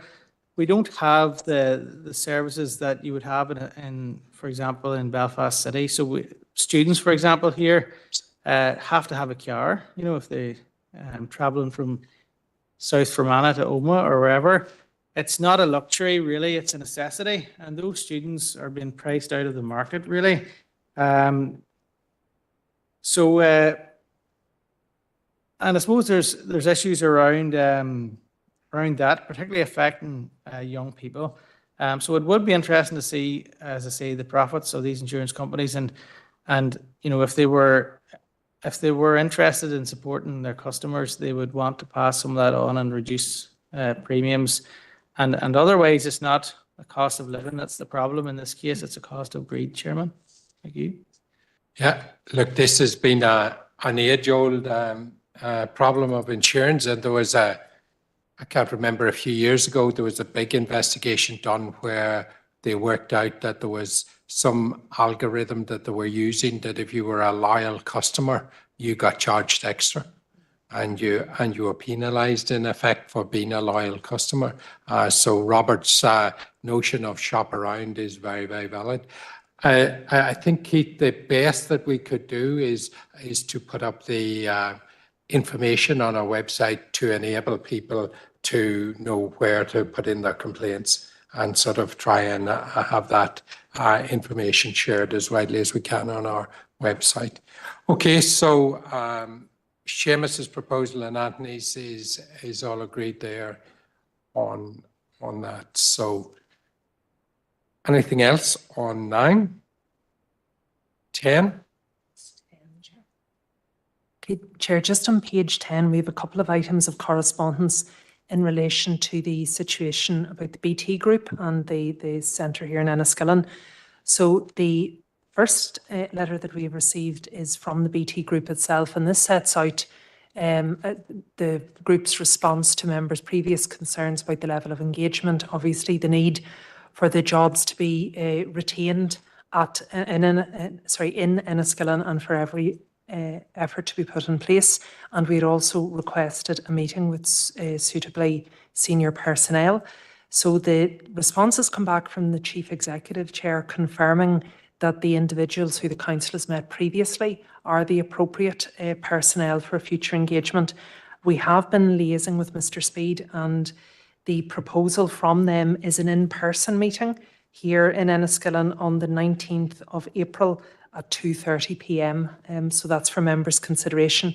And then we have also received a letter from the Chief Executive of Invest Northern Ireland setting out, this was really, again, the Council had requested that there be engagement at a sufficiently senior scale between Invest, BT and EE, and they have set out the engagement that they've undertaken, as well as engagement with the recognised trade unions as well. Yeah, thanks, Alison. Eddie? Thanks, Chair, and I just moved to note both letters. Firstly, I welcome the Invest NI support, and they have been strong on this from the start, to our surprise, I suppose, but they have been very useful advocates for us. But unfortunately, it looks like that's fallen on deaf ears with the company. I would just say that I find some of the statements in the letter a bit disingenuous from BT, particularly the saying that we simply cannot retain all the sites with our existing state. Many of us provide a working environment that falls significantly below the standards we want for our people. I don't know whether they've asked their people in Enniskillen whether they would like to keep their jobs or not have a job and other people have a nicer place to work. I think they would much rather still be working in Enniskillen. So it's a bit tone deaf, and it's just really looking at it from a grand scheme and really not looking at any kind of thoughtlessness towards the staff that work in Enniskillen that have worked so long for the company.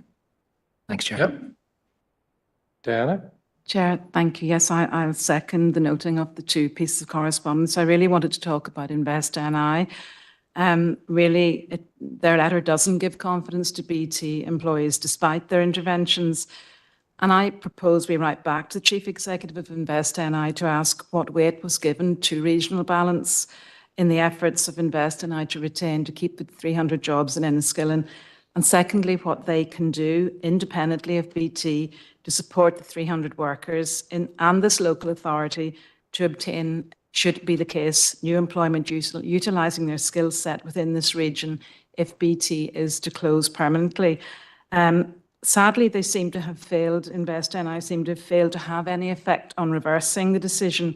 And I would call on them and reiterate my proposal to have this site accredited as a centre for development, trialling and testing of innovative new products and solutions for BT, retaining this highly skilled, dedicated team. That's a proposal I'd like to make, that we put that in that letter.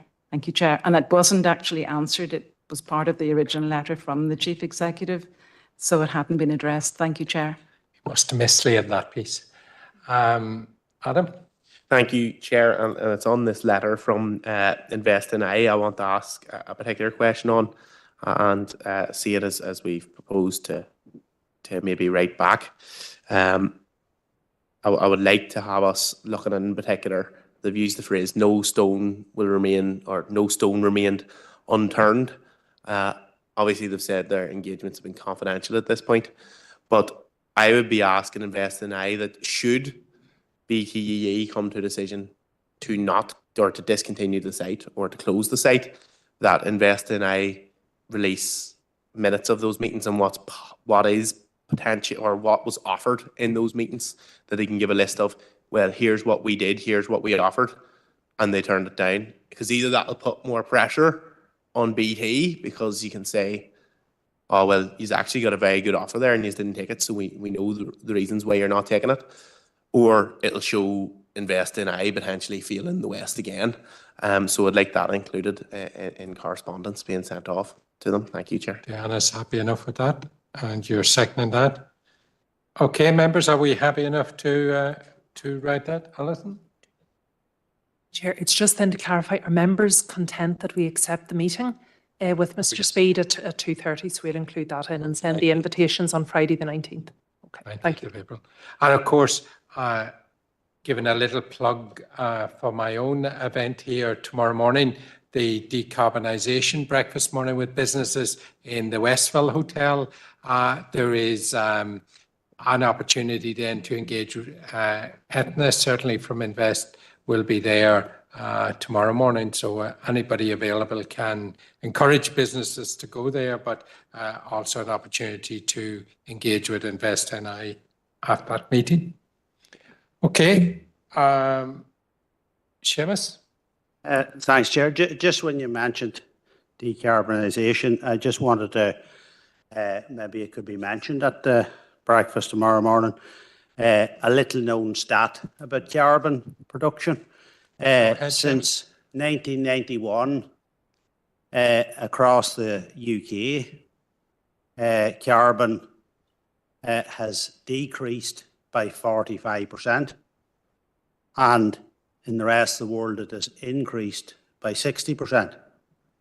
So just a very interesting stat when we all be talking about carbon production and that. So. Yeah. Thank you. And young Barry? Thanks, Chair, for reminding us about the business event tomorrow. Could you also take this opportunity to flag up the other, I think, major event that you're going to be organising before your term closes? I think it's a business conference. Yes, I am 99% sure at this stage that we have a date of the 23rd of May. So that would be the first business conference that we have run in the council area. And I am going to say that we have the Minister, Conor Murphy, going to come down to do the opening address of that. So we were just waiting for an assembly schedule, believe it or not. It's the assembly holding us up on that one, to just see where the Minister was on that morning or later that day to allow them travel time and all the rest. So as soon as we just get that all put together, we will, but pretty sure it's going to be the Thursday, 23rd of May. So we'll get more details out. And I would encourage councillors, whenever we send out that information, to spread it out to all of the businesses that they know, because it's an opportunity certainly not to be missed for the businesses to be able to network, to be able to get information and do that in a local area. And it's a half-day conference, so it's not taking too much of the business day up as well. So thank you, Barry, for that prompt. Okay, are we happy enough then that all of that has been proposed and seconded and we're all agreed there? So anything else on 10, 11? Chair, on page 11, halfway through, just to refer members to correspondence received today from the Minister for Communities, and this is in relation to the council remote hybrid meetings and the legislative provision for those. So it's the second letter in your other folder. And while the Minister doesn't specify the timescale, certainly he says he is working at pace for this to be delivered and does wish to facilitate councils to be able to meet on an ongoing basis on a remote or hybrid setting. So our understanding informally, Chair, is that I think there's a hope that this could be placed before the summer recess, which would obviously be welcome. Thanks, Alison. John? Yeah, I'm happy to propose to note the correspondence and also highlight the fact that it was a bad bit of work he done by letting one lapse before he brought in the other one. This is causing extreme trouble to some of our councillors. We have one councillor on maternity. He would love to be coming in hybrid and stuff. So just want to note the correspondence, but also note how badly he's handling this. Okay. And Adam? Thank you, Chair. And in the same vein as Councillor Feely there, I'll second the noting, but you have to question yourself what sort of agent takes away a working solution when he doesn't have the next one there. Do you know what I mean? What sort of person does that? But I'll leave it there, Chair. Thank you. It wouldn't work so well in the classroom, Adam. Okay, we're all agreed there, I'm sure. Anything else on 11? 12? Just on page 12, we have a response from the Minister for Infrastructure. This is regarding fly posting, though the emphasis of the Minister's letter does appear to be more about signs, illegal signs and road safety issues, rather than the breadth of concerns that the Council had indicated in its correspondence. And just for completeness, Chair, we haven't received a response from the Executive Office regarding the FICT report. Thanks, Alison. Adam? Thank you, Chair. Firstly, I propose the noting. I have a question maybe that Philip could answer on this one, and we've probably had it answered before, but very briefly, who is legally responsible? Now, I know it is the landowner who has to take any fly posting down, but who is responsible? Does the council have fining powers, and who would you fine in that case, if that was to be the case? Just, we don't need to go into detail, just the overview of the legal responsibilities, Chair. I think I'm just going to hold that because we have a full report coming tomorrow night on that. Thank you. And it's available. It's on the website now, so you can look that up. So, Philip, you have a free slot there. Maybe tomorrow night, though, some question in there. We have it proposed the correspondence to be noted by Adam. Have a seconder? And John Feely, thank you. Okay, anything else on 12, 13? Josephine? Yeah, thank you, Chair. I was just wondering, was there any update on item 14.1, childcare provision? Yeah, Chair, the expressions of interest process are running through and we'll be reporting those then when they're completed. Thank you. Okay. Barry? In a similar vein,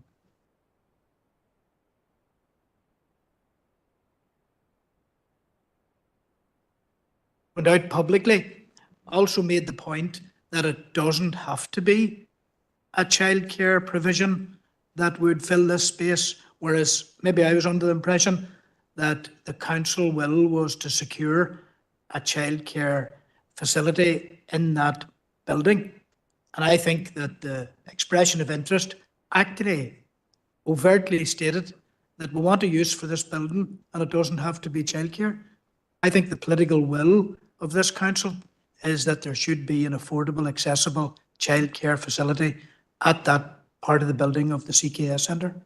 So maybe just if I could get that checked up on as to why it went out in that format, whenever the expressed political will of the council is for a childcare facility at that location. Thank you.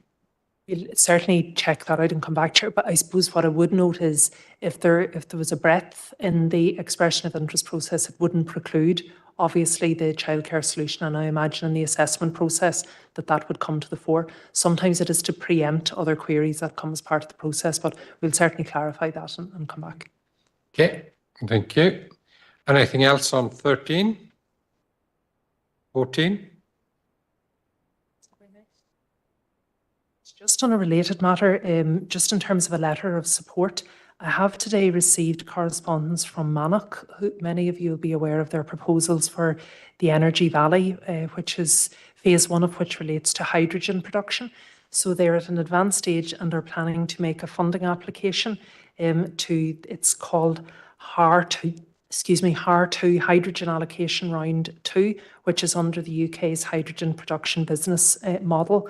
They would have reasonable and probably strong prospects of success and are seeking a letter of support from the council. There are no financial or any other implications, and it's certainly something that would meet the council's stated ambition regarding sustainability within the district. So we'd be recommending, Chair, that would issue. Okay. Diana? Chair, I'm happy to propose that we do the letter of support. Thank you. Okay. And Roy? I'm also happy to second that proposal. Thank you. Yeah, all agreed, members? Okay, thank you. Anything on 15? 16? 16, Mark? Yep, thank you, Chair. And it's in relation to 17.2 on page 16. Chair, from we last met and on this issue, I've looked into it a little bit more. I've spoken to a few people who would be relatively well informed on this basis, and I've read the relevant council papers and policies and procedures in relation to this. And I must say I'm becoming increasingly concerned at where we are in terms of the council's ongoing participation with the public inquiry. Now, I note that this council has previously taken a decision, and even more recently taken a decision to participate in the inquiry. That's not what I dispute. What I dispute is the fact that some council officers within this council have taken the decision that they believe that this council can freely and to an unlimited level participate in the public inquiry. Because what I'm finding, and what lots of people who I speak to in relation to this, and as I say, these are people that I've deliberately spoken to because they would be relatively well informed on procurement and council standing procedures in relation to this. They don't understand, and I don't understand, how this council can set aside, and we need to be honest with the ratepayers out there, we have set aside £400,000 of local people's money to participate in this inquiry. And I find, and I know I've outstanding queries with the Chief Executive, and I know there's a report supposedly coming forward to a future committee meeting, but by that stage, we are spending money every single day at the moment in relation to this public inquiry. And I see no limits and no controls from either this council or from council officers to adequately and properly maintain council expenditure in relation to this. Because as I say, £400,000 of this council's money is being spent on a public inquiry that all it's doing is effectively duplicating the work of many other public organisations. Thank you. Thanks, Mark. Adam? Thank you, Chair. Just a quick question. Obviously, it's progressing in line with procurement policies. I would assume, and maybe you can correct me if I'm wrong, officers, that any final procurement must come before council for approval. Would that be correct, as within line with the policy?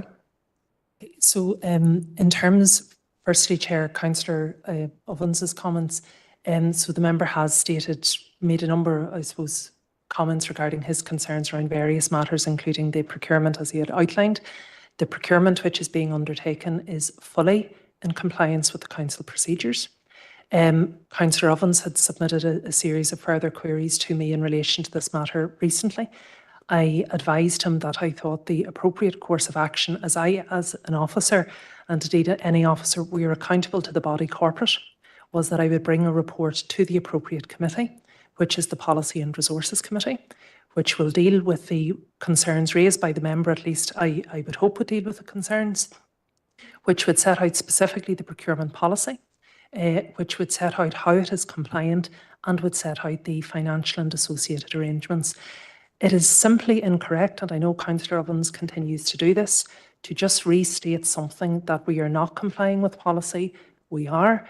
I learned a very long time ago just by saying something doesn't make it true, Councillor. So we'll be bringing the report and be bringing it to Policy and Resources as required for noting.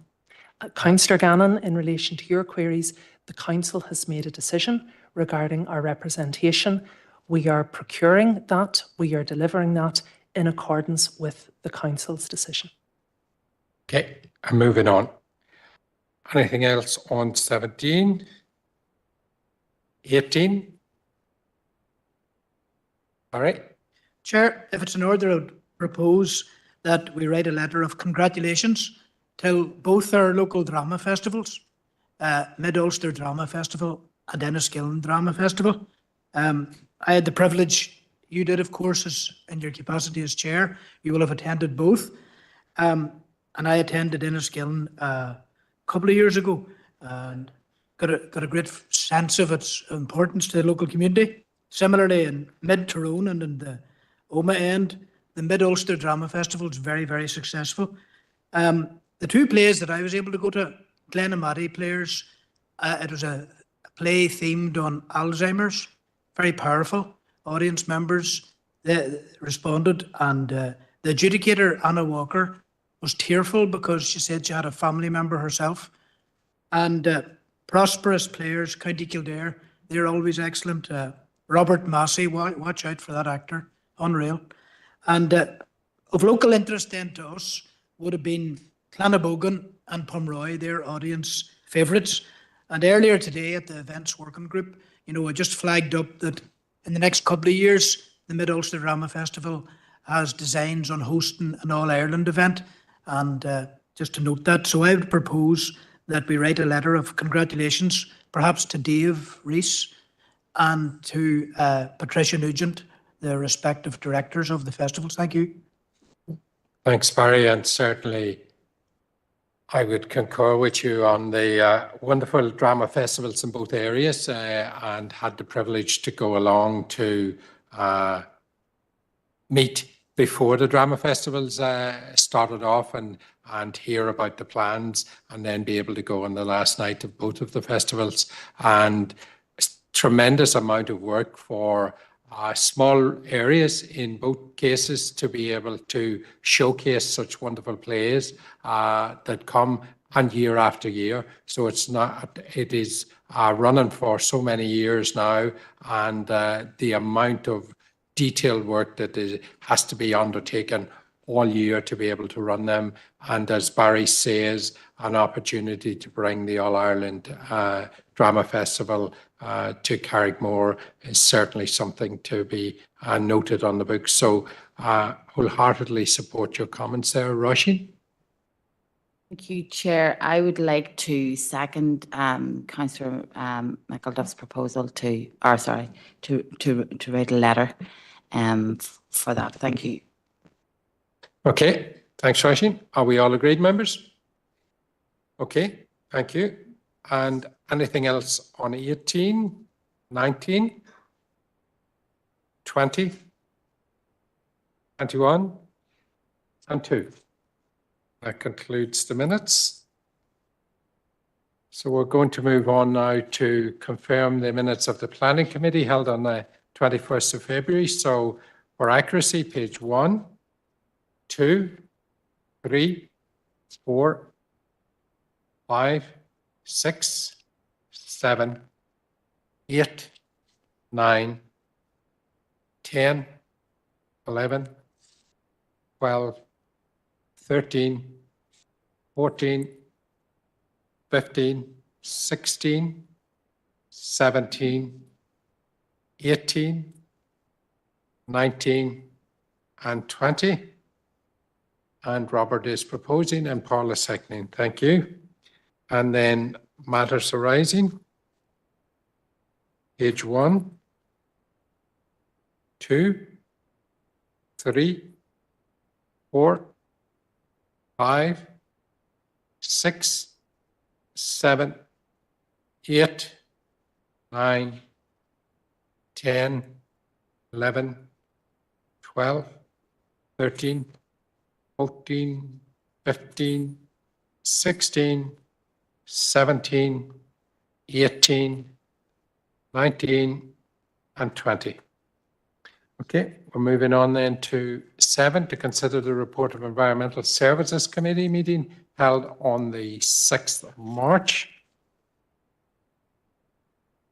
For accuracy, page 1, 2, 3, 4, 5, 6, 7, 8, 9, 10, 11, 12. In the absence of the chair, could I have another member? Bernard, thank you. And our seconder, Roy, thank you. Matters arising, page 1, 2, 3, 4, 5. Barry? Yep, Estates Matters 6.2. Spoke to John informally last week, but just at some future point to get a proper update on extending the Riverside Walk in Omagh into the Grange Park. You know, it's going to have such a positive public health benefits for the people of Omagh, and there's a process in train right now, legalistic in character, but when it is appropriate, I would welcome an update on where that sits. Thank you, Chair. Okay, I'm sure John can provide us with that in due course. Anything else on 5, 6, 7, 8? Chair, just on page 8, so the Environmental Services Committee, it was recommended that we establish an elected member working group. The committee recommended that that group should be comprised of 7 members, and the breakdown is included. So 3 members of Sinn Féin, 1 from each of the remaining parties, and all would be members of the Environmental Services Committee. So we would be hoping to take those nominations this evening, please, to enable a meeting, hopefully to be convened before the end of this month. Yeah, thanks, Alison. John? Yeah, I nominate Councillor Debbie Coyle, Councillor Declan McArdle, and Councillor Tom Maguire. Okay, thanks, John. Adam? Thank you. Just to nominate Councillor McGrath. Thank you. Thank you. Victor? Can I nominate Councillor Alan Rainey, please? Okay, thanks, Victor. And Paul? Self. Thank you, Paul. And Eddie? Myself, thanks. Thank you. Okay.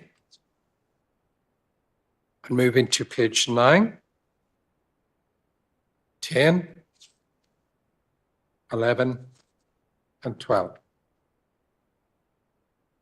Okay, we're moving on to the Regeneration and Community meeting held on Tuesday, 12th of March.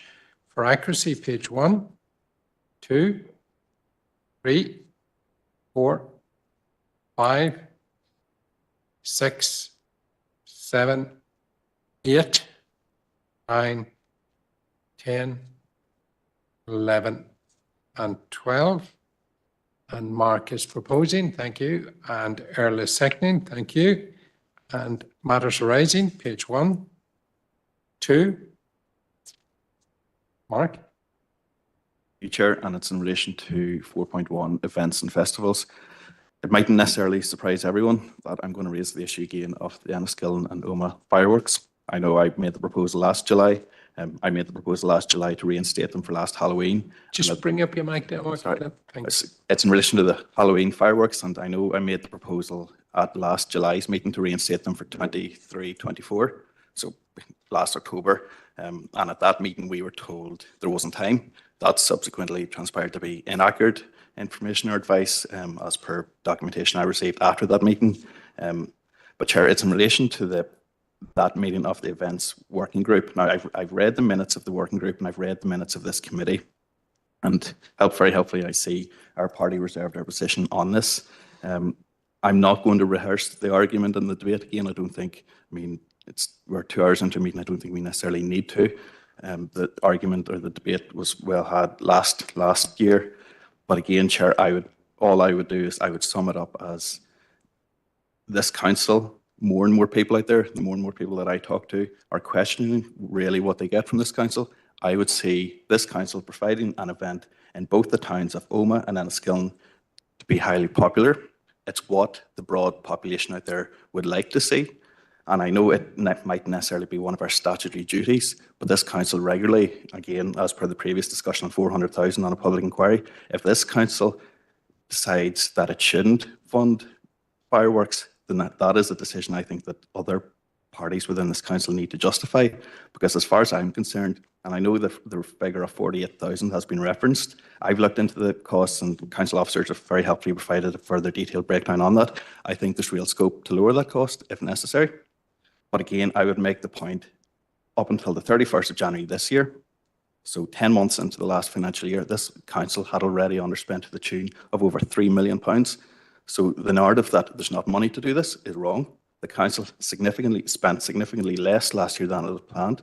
The council spent less the year before that than it had planned. So, Chair, just to sum it up, I would like to make the proposal formally tonight that the Halloween fireworks in both Omagh and Enniskillen for 2024 are reinstated. Thank you. Yeah, thanks, Mark.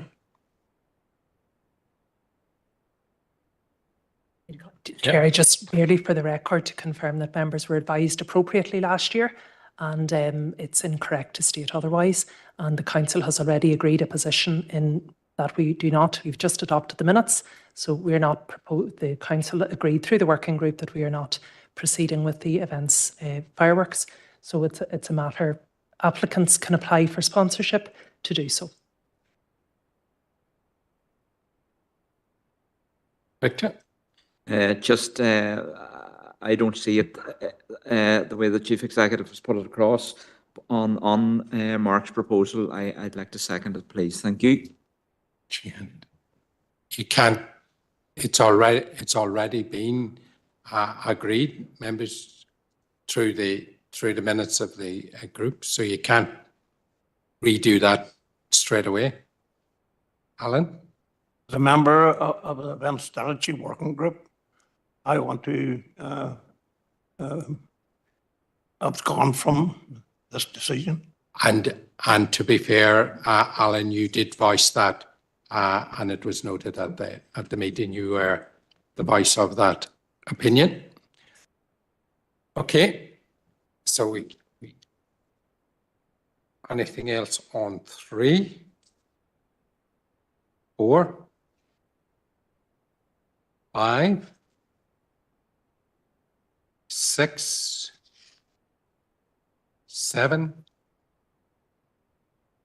8.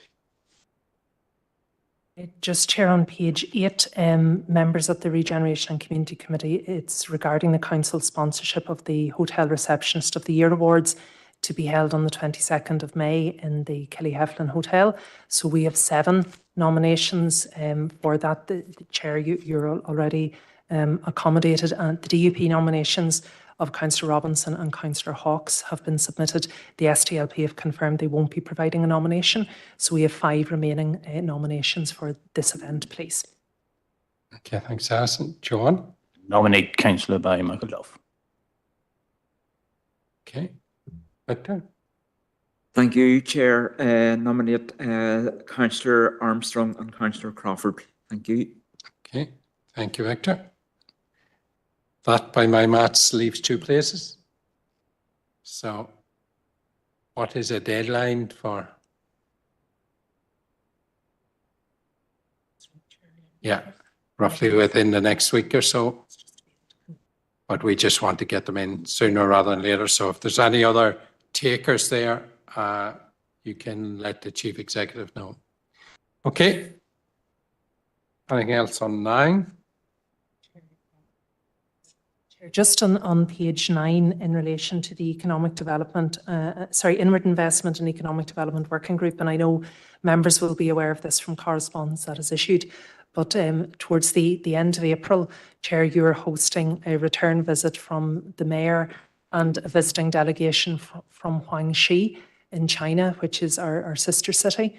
And as part of that visit, Chair, we would be recommending that you would just refresh the sister city agreement that was signed by Councillor Thornton in 2018. So that just really for members' information, we have advised around the dates of that, and we just would be requesting a normal proposal and seconder for that agreement to be refreshed. It's the same text as previously that the council had supported. All right. Just make a proposal accordingly. Thank you. Okay, thank you. Have I got a seconder? Josephine, thank you. Okay, we all agreed? Okay, anything else on 9? 10? Yes, Chair, just on page 10, it's any nominations to attend the Tourism Northern Ireland Conference to be held on the 23rd of April at Titanic Belfast. It's arranged by Tourism NI, Chair, so my assumption is this is a free event, albeit there would be travel costs. We have no further details regarding the programme at this stage, but we would really need to confirm nominations this evening if members wish to be registered. I know, Chair, that you've expressed an interest in attending. Victor? Sorry, I would like to nominate, if there's no cost associated with it, I would like to nominate Councillors Armstrong and Crawford to attend that, please. Okay. Thank you, Victor. Any other takers on that?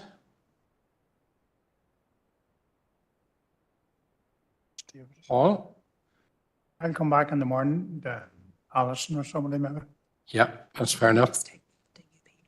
Chair, just for the record, this evening. Yeah, Paul, if you just intend to make, we'll take a DUP nomination and then you could come back to get it into the minutes this evening and then you can supply a name then tomorrow. Is that fair enough? Yeah, okay, thank you. John? I propose the Chair, if he wants to go, goes. Yeah. Okay. Thank you, members. Anything else on 10? Keith? Just give me a wee bit of room on that. With regards to the parking permit, I've received a phone call this evening, late this evening there before I come into the meeting with regard to the parking app.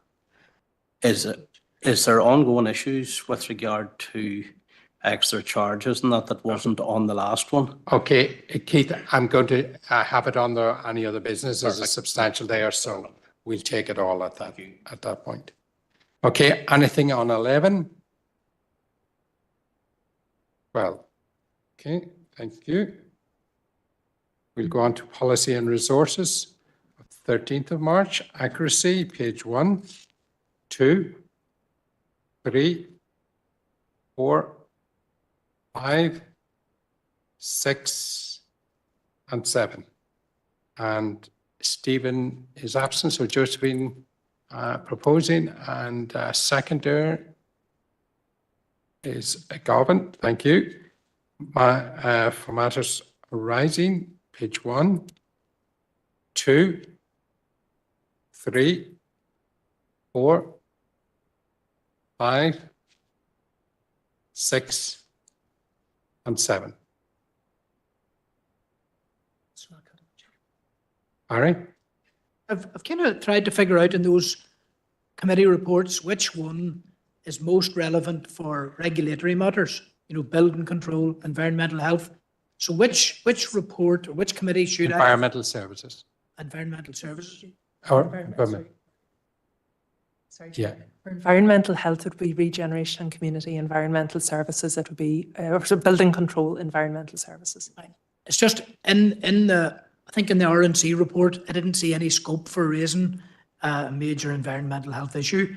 Can I do that now or do I park it? Yeah, we'll take it on the AOB. Okay, thank you. Okay.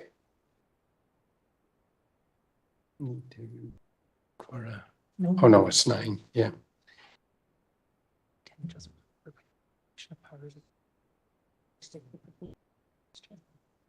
On item 13. Yeah. So, do you want to take? Do you want to take that?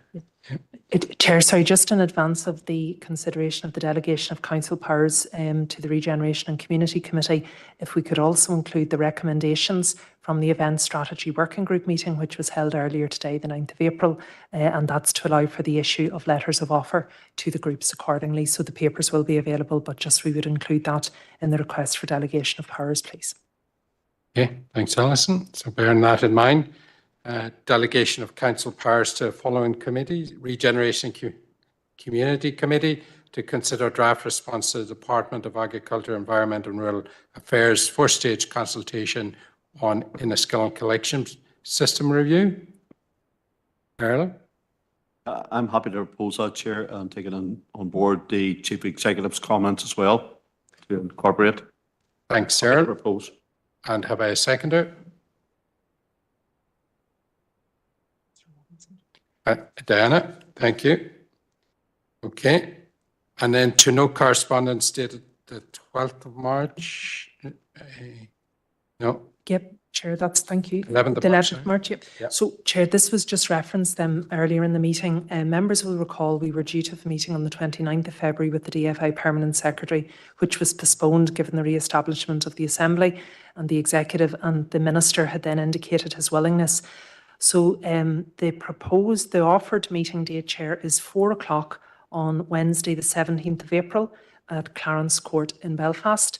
And that would be for the prioritisation programme. But I imagine there would be some scope certainly to raise other priority issues that members have referenced this evening, together maybe with an invitation for a more substantive discussion with the Minister.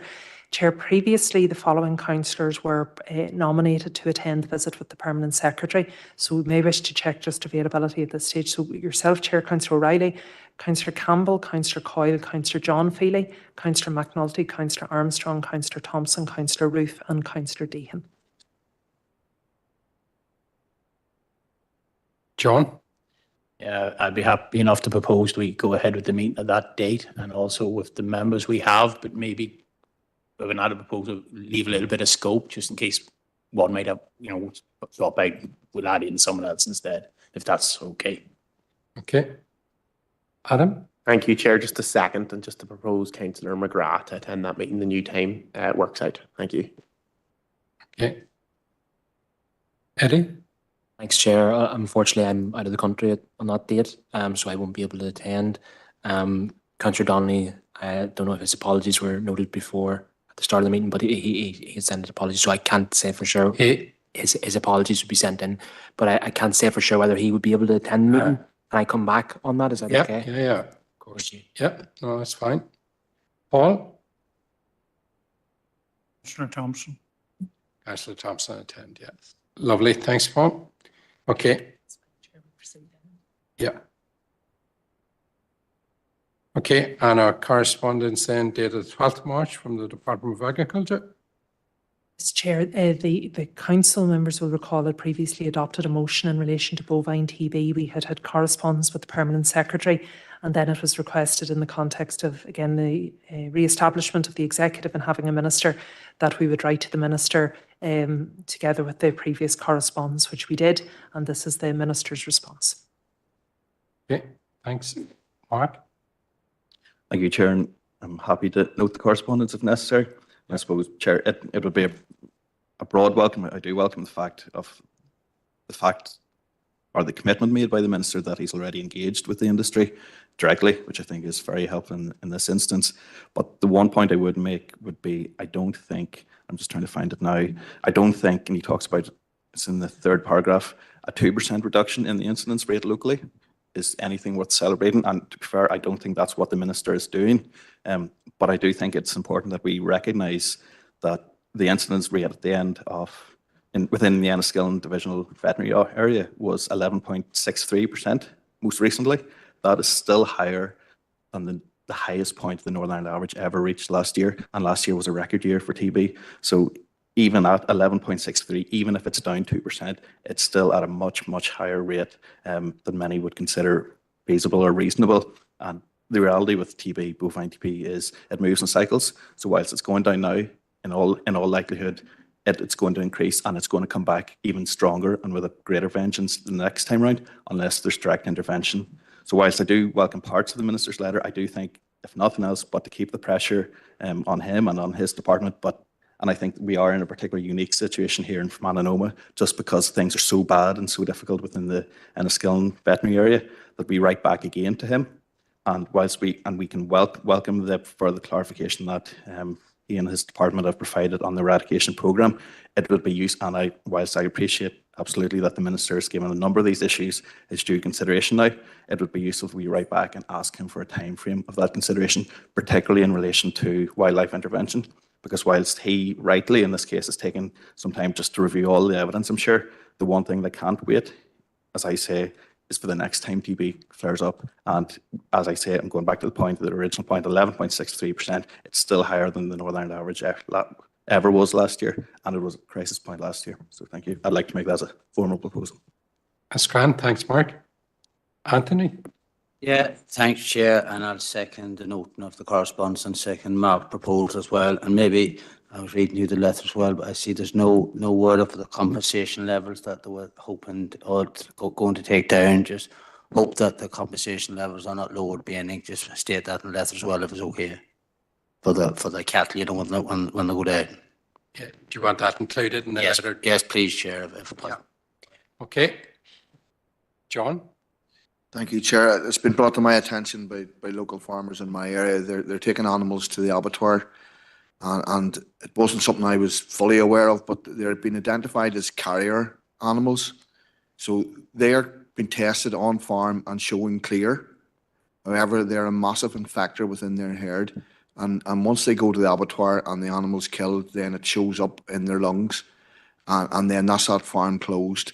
And the farmer had no indication of it. And there doesn't seem to be any action on these carrier animals, which that animal, if it stays in your herd, if it's a cow, for say a young cow, and you could have that cow for 5 or 6 years, and it's infecting the rest of your herd without showing any indication. And maybe that's something that they need to be looking at, that the farmers that's consistently coming up with reactors in their herd, that there's another way of testing to see if they do have one of these carrier animals within the herd. It's a fair point, John. Chair, Anna? thank you, Chair. Yes, I do agree. We should write back, and I think to keep the pressure on to stress the urgency, because at a human level, I was talking to a local farmer, 900 cattle. That's a lot of cattle, but they can't be moved. They're not, his don't have TB, the neighbouring ones do. I mean, it's the mental toll and the cash flow, the feeding of these animals, the keeping of these animals who can only be taken to the abattoir. So, that mental toll has to be taken into consideration. Obviously, the Minister's aware of this, but just to keep the pressure on, I think that's good to write back and include that. Thank you, Chair. Yeah. Yeah. And Mark, you're happy enough to include the compensation reference there as well, and just the amount of retesting that needs to be done then to get a clear to be able to move animals after somebody has gone down beside you. So are we all agreed, members, that would be written back to? Okay, thank you. And moving on then to 14.3. Chair, this is correspondence from C of our Acute Services, and they wish this to be brought to the attention of all members. 2 particular issues. One was in terms of a promotional poster campaign which omitted inclusion of the Southwest Acute Hospital, and then secondly a reference to a culture which was perceived as diminishing and derogatory in terms of to the wider area and particularly the Southwest Acute catchment. Diana? Thank you, Chair. Yes. Firstly, the map, I think really that was just a stupid mistake by Belfast Trust, and I do welcome the fact that the map was removed so quickly following ministerial instruction to the Belfast Trust, but also the Western Trust failed to pick it up. I just think it's disappointing that the communications didn't pick it up speedily. Secondly, with regard to the Getting It Right First Time report, I raised this matter at the last Health and Social Care Services subcommittee meeting, and while the Chief Executive wasn't there, submitted the question on this to him. Now, I still haven't had a response, but I sent a reminder today. But at the meeting, I was told that the Western Trust was focusing on travel time actively trying to schedule appointments closer to home where possible. The official stated that patients do have a choice as to whether they will travel or not. The Trust can apply IEAP guidance, which grants patients 2 offers of an outpatient appointment. And if they don't choose a second appointment, then they come off the list. But when 37 out of 40 patients choose not to travel to SWA for outpatient appointments, I just think this is unacceptable in terms of the waste of time for the consultants there, for the practitioners there. There would be absolute uproar if people from this area boycotted similar appointments in Altnagelvin or Belfast. I mean, the people here faithfully travel long miles for their appointments, for their outpatient appointments, leaving Fermanagh, Omagh early in the morning to be there at the required 9 a.m. to eventually have their appointment 2 o'clock, 3 o'clock in the afternoon. And the Trust do want to state that they want to maximise efficiency in outpatient delivery. But I think we just need to get the message home that if it's permitted from Altnagelvin for patients to choose not to travel to SWA, there has to be fairness and equity for patients in this area who do undertake those and don't cost the health service exorbitant amounts in wasted missed appointments. Thank you, Chair. Yeah, absolutely. Adam? Thank you, Chair. Firstly, just on the issue of the map, maybe there's a culture within the Western Trust of leaving Fermanagh and SWA off the map. Maybe many people here would believe that, but at least it was removed promptly and swiftly. But it should never have happened in the first place, especially considering the department said that they were also advertising or promoting job opportunities at SWA. You'd like to think that they've put it on the map. But I do want to comment on that second point around the getting it right first time report, and the example used about, you would probably say, patients closer to Altnagelvin, so probably from the Derry area and surrounding areas, refusing to go to SWA. You know, the road goes both ways, travel goes both ways. I travelled up to Altnagelvin for an appointment last month. They should be willing, and everyone, whether it be from Belfast, should be willing to travel to Enniskillen for specific things and vice versa. You know, the one thing that would really worry me about this report is that they use this as justification for maybe hosting more in Altnagelvin rather than in SWA. And I think that's the concern everyone would have, because the way it's worded, it's like saying we need to address this, and the way to address it would be to host it in Altnagelvin. It's not said directly, but you could potentially take that from it.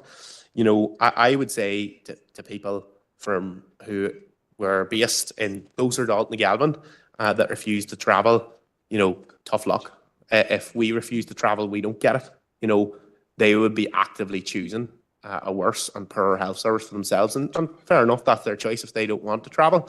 But what I would say is that if any clinics are affected by this, they still remain in SWA for patients who are willing to travel, and the waiting lists are so long, I would guarantee they probably fill the slots anyway, if patients give good notice. But I'll leave it there, Chair, and I'll second the noting. Thank you. Thanks, Adam. Eddie? Thanks, Chair. Yeah, firstly on the photo, I find it kind of farcical, to be honest. I mean, not only have they missed out the South West Acute Hospital, but they've actually missed out Down Hospital as well. So it's not like they've just missed us out. They've, you know, somebody's had a job to do there and they haven't done it well whatsoever. So it's needlessly a silly mistake, and it should have been avoided quite easily. Regarding the getting it right first time report, again, that doesn't provide any context to what actually happened in that scenario. Did that mean that 37 appointments were missed? Did that mean that there were 3 appointments to be filled and it took contacting 40 people to fill those appointments? We don't know any context there. People, if they're offered an earlier appointment than what they thought, but they have to travel, if they reject it due to work or due to being unavailable, or they can't get a family member to give them a lift, that's understandable, that's fine. We have to have that same issue when we have to travel to Altnagelvin. But yeah, it's unnecessary. It's a harmful statement to make without context there. And I think really that should have been clarified or completely omitted from the report, because it was a needless offence for the area. Thank you. Okay. And Josephine? Briefly, Chair, I just want to make one comment. The statistics that are quoted here, that for an outpatient day case procedure at the SWA, 37 out of 40 patients refused to travel and would wait further. You know, as a GP, my experience is that people are so desperate to have procedures done, and they have already waited so long that they would be willing to travel to Timbuktu to have their procedure done. So I think I agree with Councillor Roof. We should get clarification from getting it right first time, you know, just what the context is. Because quite honestly, those figures to me just don't add up and need clarification. And if those figures are accurate, Chair, then we need to dig deeper into why those patients were not willing to travel, or were they medically unfit to travel, were there transportation issues, what was the issue? So, you know, I'm supportive of Councillor Armstrong's proposals, Chair. Thank you. Okay, so we have that proposal. Are we all agreed, members? We'll write back, get a little bit more information there and try and get some context. Because as Diana says, we don't want it to be used in some future date to justify more in Achnagelvin at the cost of SWA. Okay, we have one more piece of correspondence then. Yes, Chair, just this is from the Police Service of Northern Ireland, and this was in relation to the Council's previous representations around the custody suites, both at Enniskillen and then ultimately at Omagh as well. Okay, Josephine? Thank you, Chair. Well, I want to first of all propose to note this correspondence from the Assistant Chief Constable Ryan Henderson. You know, it surprises me, Chair, that, you know, in a building so new as Omagh PSNI station, that the custody suite would require planned maintenance that would take 12 months. It really surprises me. And the inconvenience and distress of people who are unfortunate enough to require being detained in the custody suite, I think, is only made worse by having to travel to places like Strabane and Dungannon. And perhaps we should write back to Mr. Henderson and ask him, why is it taking 12 months for planned maintenance of what is essentially quite a modern facility? Thank you, Chair. Okay, Josephine. John? Thank you, Chair. And like Dr. Deacon, I also have serious concerns on the length of time this is going to take. These are not luxury accommodation. This is a very sparse room, and I really can't see how it's going to take 12 months to refurbish cells, which consist of a concrete slab, a plastic mattress, and a steel toilet and a steel sink. I really don't see where all this money is going to go. Now, there are interview rooms and there are other facilities there, but I can't see how they can spend 12 months doing that amount of work on what is probably one of the newest police stations in the police estate. It was definitely built in the early 2000s, so I have serious concerns about why it's taken that length of time. And also, the Strabane facilities that they're using are much older, and they're not anything up to standard. And they actually had an incident where an officer was injured due to the facilities not being up to standard. So I have serious concerns about what they're playing at with these cells and what contractor they're having going, because basically paint and a new rubber floor is about all you can do to the inside of the cells. And after that, I really don't know where they're spending their money. You will to second both the noting and the proposal. Thanks, John. And Earl? Thank you, Chair. And I agree with the sentiments of Councillor Deacon and Councillor McClory. And I was going to come on in a second, but I'll support the both of the noting and of the sentiments and the letter to go back. Certainly 12 months to do what they're suggesting is unbelievable. If you take a distance even from the town of Omagh to Strabane, 20 miles, and then to Dungannon, 30 miles, I mean, it's really unacceptable in this day and age, to be honest. And I'm happy to support the letter come back. I think they need to be answered more questions. Thank you. Okay. Thanks, Earl. Robert? Yeah, there's a certain ambiguity in the letter, and having worked in the construction industry and obviously now in public sector, I think if we're sending a letter back, I think we need clarity basically on the whole procurement route that they're actually using, because I don't think it's 12 months construction time. I think it's the actual pre-construction time with regard to sourcing, approving, and going down the route of procurement. And what I would like to see, I think, further is there a problem in their procurement process that's actually causing a block? Because I know that the regulations with regard to procurement have changed over the last couple of years, and it's making it more onerous for public authorities, both large and small. And I think that there is call actually to highlight this and show that there is a problem. And if the problem is the process, not actually the work, then we need to see that. So I would like to see a timeline coming back and an explanation. And also the reason that this is required because of the newness of the building and also the actual cost. I'd be surprised if it's a small cost, but it's taken a long time because of the process. Thanks very much, Chair. If whoever proposes seconded with regard to that could include that, please. Yeah, I'm sure they are happy enough to include that as an additional piece of information that we would be delighted to receive. We all agreed, members? Okay, thank you. Okay. And Chair, just to note, there were 2 other items, but both were dealt with in the course of matters arising. Okay. So, members, just with your permission, what I intend to do is I intend to just go to confidential section now, and to do that, just bearing in mind that we're at 9:30. I think we're still all right, but if we're happy enough, Earl proposing and Paul seconded, all agreed, members, and we'll take the confidential business now.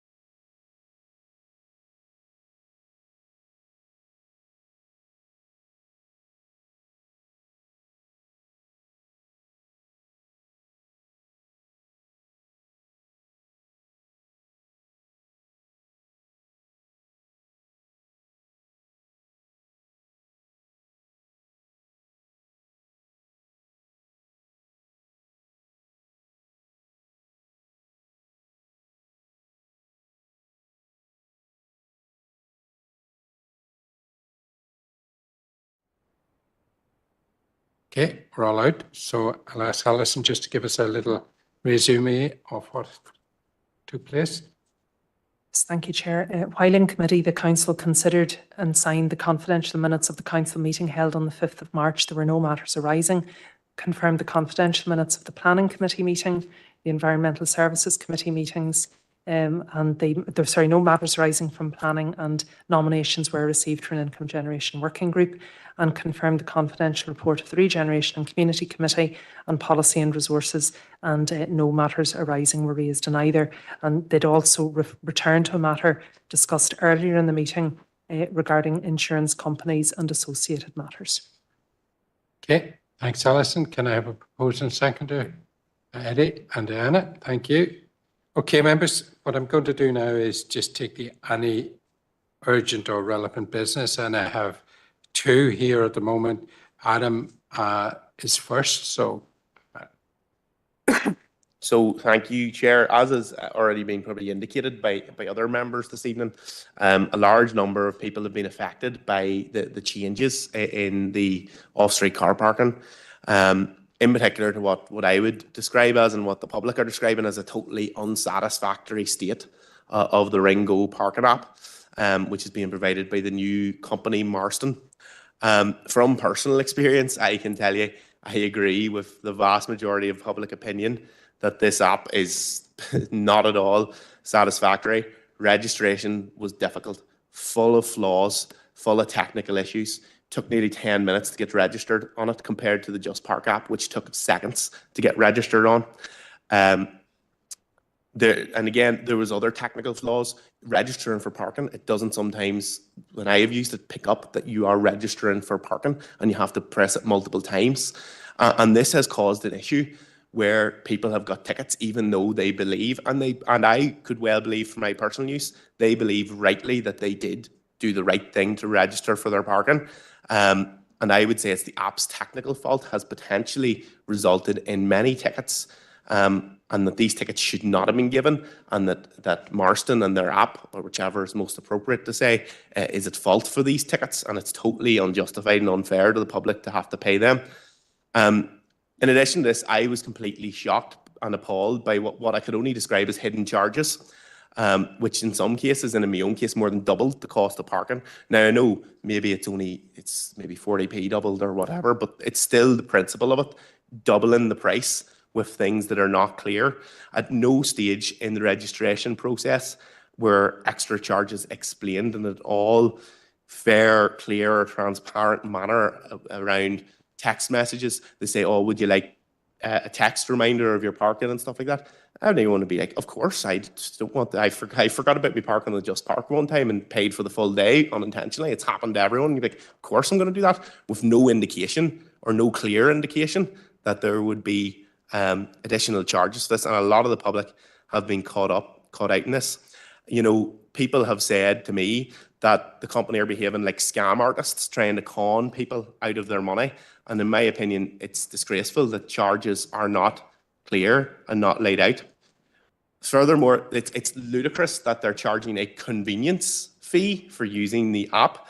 And one constituent said to me in particular, that, and this is a constituent with a disability, that they felt it was discriminatory because they found it difficult to walk or to travel to the paying for cash, but they're being charged extra for using the app. Which, if you have a disability, there is a case there that is totally unjustified for cases where you might struggle to access the pay point. Now, there's quite a few are accessible, but for someone who has disability, is in pain, that's not a convenience.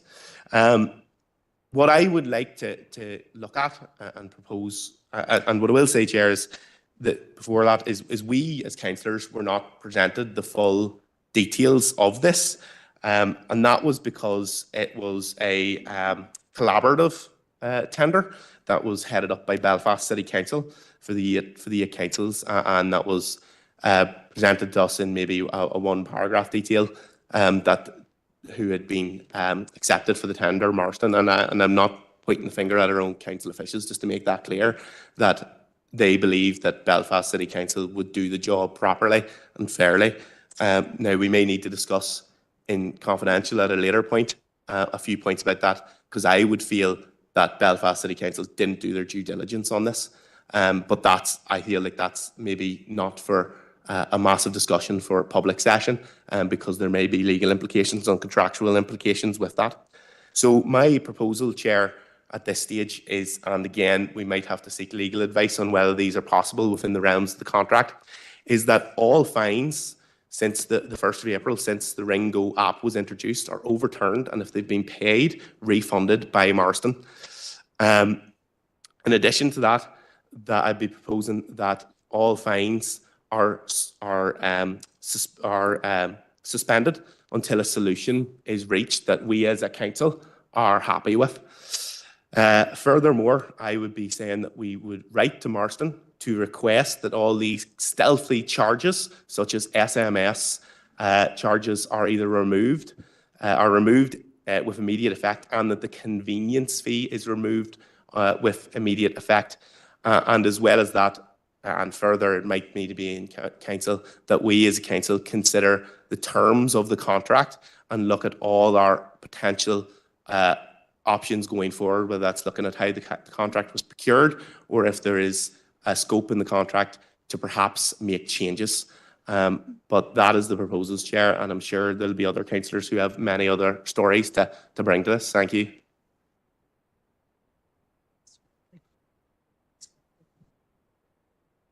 Do you think Philip wants to? Philip, do you want to give us any words of wisdom on the possibility even that you can go into a contract and change and do at this point? So, I mean, Chair, obviously the tender process is completed in relation to the matter. Assuming Just talk up a little, Philip. Sorry, beg your pardon, Chair. Yeah, the tender process is concluded at this moment in time. In terms of the contract, it's standard practice within most contracts that there would be some form of dispute resolution process where it is believed that there are issues that are arising that are not directly within the terms. It would only be for a fundamental breach of contract that it would be possible then to terminate the contract. At that stage, I wouldn't have the information that would be available to me today, even if we were to go into confidential business to discuss this, to be able to advise in relation to technical matters such as that regarding what is clearly going to be a very long and established contract. I am aware that the Ringo app itself is something which sits on the government's digital framework and is pre-qualified through that. I'm not aware of whether or not that was the process that was used to procure the app for this particular contract, because as the members already pointed out, the procurement exercise was handled by Belfast City Council, and I had no role in advising in relation to it whatsoever. But those are inquiries that can be made at a later stage. Okay, thanks, Philip. Members, just bear in mind that we have 3 motions if we want to work our way through. My understanding here is that we have already looked at trying to make some corrections or some helpful additions to the company to try and change some of the way that things have been done.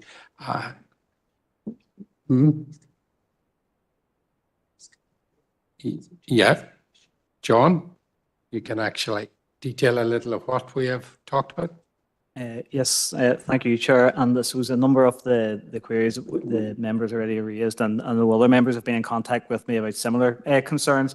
These first came to light on the Thursday. As you know, the contract went live really well technically on the 1st of April, but the enforcement period really only started on the 3rd of April. And the first of these issues came to light. There was contact made with officers on Thursday, the 4th. So last week, and within 24 hours of that, certainly we had been in contact with Marston. The issue around I know I suppose I'm using the language that the members used around the stealth charges. So the SMS text messaging, those were text messages that would previously have been free under the Just App Park. I suppose what I should point out is that the contractual relationship exists between the council and between Marston Holdings Limited. Marston Holdings Limited have their own contractual relationship then with Ringo, so it's up to Marston in terms of the app provider that they use. Pardon me. My understanding is that the Ringo app, as Phillips alluded to, is on the government framework. But that relationship in terms of which app is used, that was a decision for Marston. Anyway, we raised the issue about the SMS text charges that were being applied to residents who were booking using the car parking app, and Marston have come back and confirmed that at that point last week, the new downloads of the app were defaulting to accepting those additional charges, and as a result of the representations that we've made, Marston have come back and confirmed that Ringo have now reset the app so that all of those additional charges would be defaulted to off. So an individual downloading the app will now have to make a conscious decision to opt into the receipt of those SMS text messages, to start a parking action, to confirm a parking action has been concluded, and then to get a summary of the parking action at the end of after the charge has been applied. In respect of the convenience fee, that's a transaction charge that every other council previously over the last number of years under the DFI arrangement, every other council has passed that transaction charge on to end users. So if I was parking in any other area across Northern Ireland, I would have been previously, it was charged 8 pence for any of those parking actions.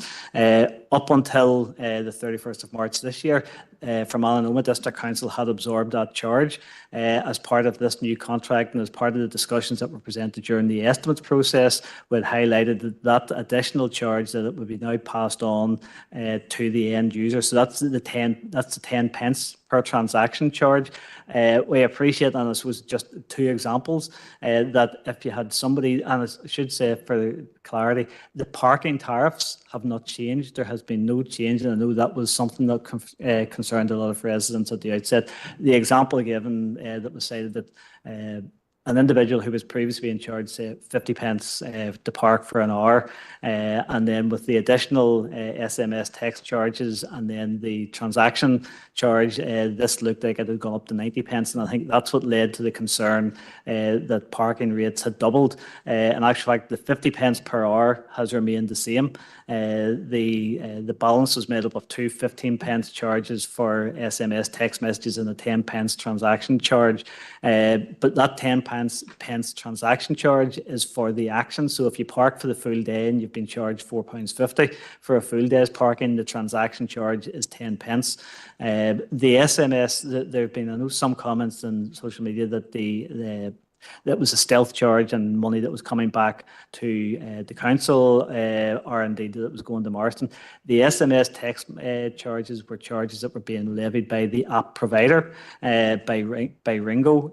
So those weren't charges that were going to Marston, and certainly weren't charges that were coming back in to council. To say we've now resolved that with Marston, that those SMS additional text charges, an individual will have to opt in to those.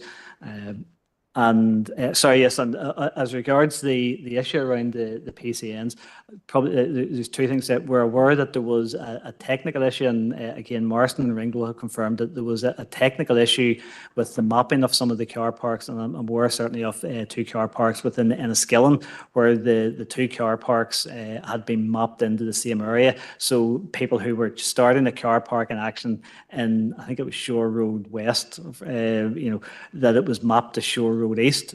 So there were PCNs. Whenever the handheld devices, the parking attendants were checking their handheld devices, there was a technical issue. That has now been addressed, and we've had a confirmation this morning that those technical issues with the operation of the app have been have been resolved. We've also then had a confirmation today from Marston, and there's an appeal mechanism for anybody at any time that's issued with the PCN if they believe that it's been issued inappropriately. And we've had a confirmation from Marston today that anybody with the PCN over the course of the last week, there is a mechanism to appeal that, and if they can present the proof as to sort of where they've been parked, and that it was down to the technical issue caused as a result of the app not working properly, the mapping, that those will be cancelled. Okay, thanks, John. Adam? Just to come in on that, in terms of the SMS defaulting off, when you opt in, it is not clear. It comes up as one of the first things when you register. Do you want this? And it is not at all clear. So there needs to be further communication for them to change that. Either remove that functionality completely, or say this will cost in the same size of the font, that this is how much this will cost people, because it is just not clear. You probably would have had to go into the small print terms and conditions on your phone, which who's going to do that? And the other thing in terms of the appeal, in terms of technical issues, that's the car parks is one thing, but this is technical issues of the app not functioning. So how on earth, like for example, when I was parking, it took 2 or 3 times for me to get the actual parking started. If I had just trusted the app at first attempt, I would have, 1, got a ticket if someone had checked, and 2, had no way to appeal it and no way to prove it. So I would still be making the case that there's people that it's happened to, that fines and penalty charges are refunded and forgiven for the period of the past week or 2 until that they can prove that the technical capability of the app. Maybe it was teething problems because so many new people were taking the app at the 1 week. I can understand that. That's how technology works. But I'd be saying from the time this started, so the 3rd you're saying, up till today, that any penalty, we request that they'll refund any penalty charge notice that's appealed on the basis of the app without evidence, because there is no way to get evidence unless you have screen record on your phone the entire time, which no one would have, to make that adjustment, Chair. But I'm aware there's others want to come in on this, probably, Chair, as well. So okay, thanks. Eddie? Thanks, Chair. Echo really what Adam said there. I think really it would be good to see a grace period from Marston, even if it was just for 2 weeks, if we could request for a grace period on fines. And just due to the errors we've seen, I have evidence of people having paid, having received texts from the app to say that their parking has been confirmed, and then they've received a parking ticket all the same. So it's clear that there are faults there, and I think it should be an act of goodwill, at least from the company, to give that 2-week period for this to set in a bit more, because it's obviously not working at the moment. I welcome the changes to the default settings for the texts. I think that was something that I was going to raise, and I'm glad that John, that's already been actioned and completed, which is great. But there will be a number of people, probably thousands of people, have already downloaded the app at this point, as we had been recommending them to do so over the past few weeks to get ready. If we can, as a council, put something out in the social media aspect of advising people of this and making it aware, because I think our communication on that has to be key. We have to be seen by the public to be trying to assist them in avoiding these needless charges. I would also point out that Just Park, who were the previous users, when you go onto their website now, some councils in the area in Northern Ireland are still using them, and there's a clear point there where they actually are now charging for the texts, and it's 20p instead of 15p. So that might partially be why the tendering process has come to Ringo. I have used the app Ringo in the past, 5 or 6 years ago, whilst in England, and I did find it worked quite well. So I'm hopeful that this is just teething issues.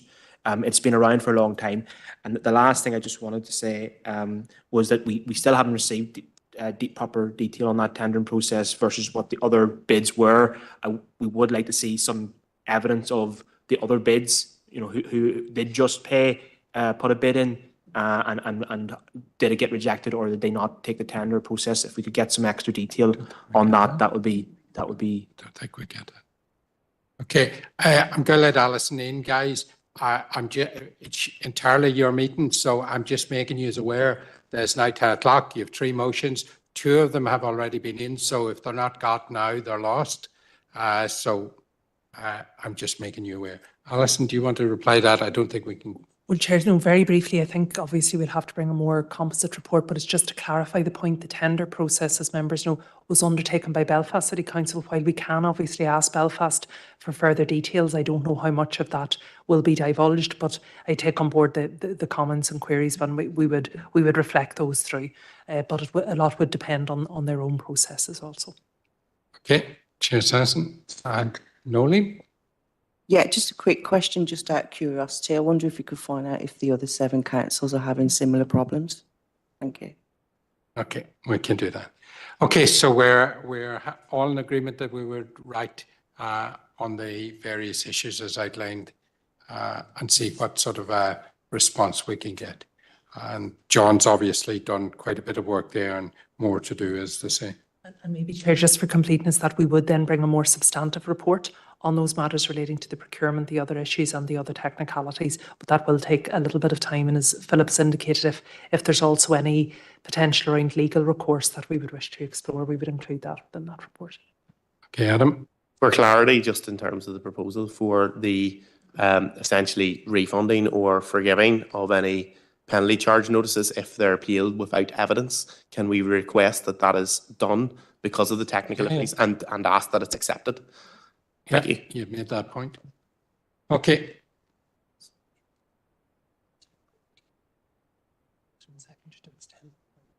Yeah. Okay. If we believe that we can get the, we have one more piece of any other business, which won't take that long, and then we have 3 motions to try and work our way through. So if we think we can get that done in 30 minutes with cooperation, John believes we can, Roy seconding, so we'll have a go. Josephine?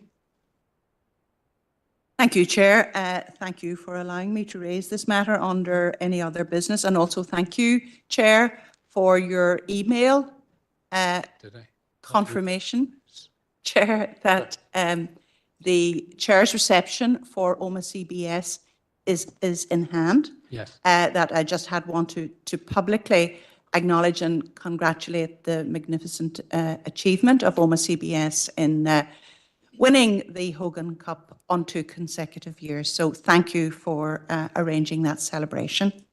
So the matter of any other business that I wish to raise, that I would request and indeed propose that this council notes with regret the passing of an eminent citizen of this council district, Sister Magella McCarran, a missionary sister of the Order of Our Lady of Apostles, who passed away over Easter weekend just past, and to acknowledge the significant lifetime achievements as a tireless and fearless human rights and environmental campaigner. I would request that the Chair sends a letter of condolence to her family and to members of her religious community. Sister McCarran studied science at the University of Cork, and she then went and spent 30 years working in Nigeria teaching, Chair. And while she was there, she became aware of the plight of local people in Ogoniland, which is on the Niger Delta. And she was aware of a campaign by local people to prevent the destruction of their beautiful habitat and livelihoods by oil companies coming in to exploit the oil reserve there. So the local people campaigned very much against it, and in fact, one of the leading opponents of this destruction of the natural habitat was a celebrated Nigerian writer and social activist Ken Saro-Wiwa, who was subsequently, and others, arrested on dubious charges and subsequently executed. Sister McCarran campaigned tirelessly to have his voice Josephine, heard. you're going to have to leave it at that, because I Chair, just can't do the 3 motions. Well, thank you, Chair, but this was a remarkable lady. I would appreciate some I leave, can't, if I may. Josephine, no. I'm going to move to 3 motions. You've got Oh, well, the I point on regret it. that, Chair. But anyway, I do want to personally express my admiration for this wonderful, courageous lady who campaigned tirelessly, not only in Africa and in America, but also locally in Mayo and in our own council area against the gold mining. So thank you. Well, I apologise, but time is just beating it. I did know the good sister Magella for many, many years, and I know of the good work personally that she undertook in many spheres of interest that she had. So certainly happy to write. And can I have a seconder for that? A Russian, thank you. Are we all agreed, members? Thank you.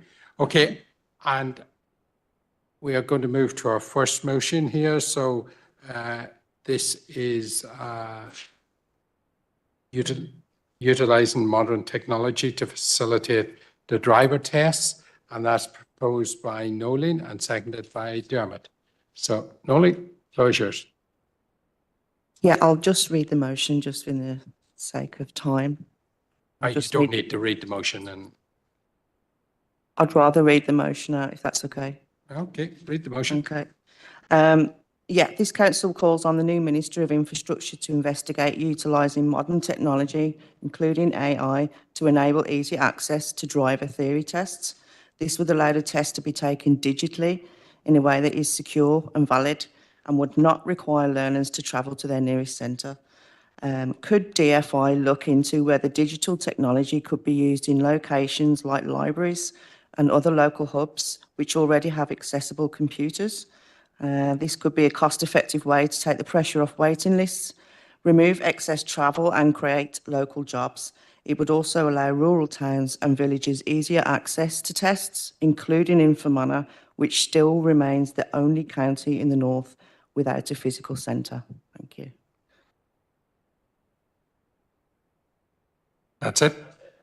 Oh, excellent, excellent. Dermot? Chair, I'm just going to second it and leave it at that. Are we all agreed? Diana?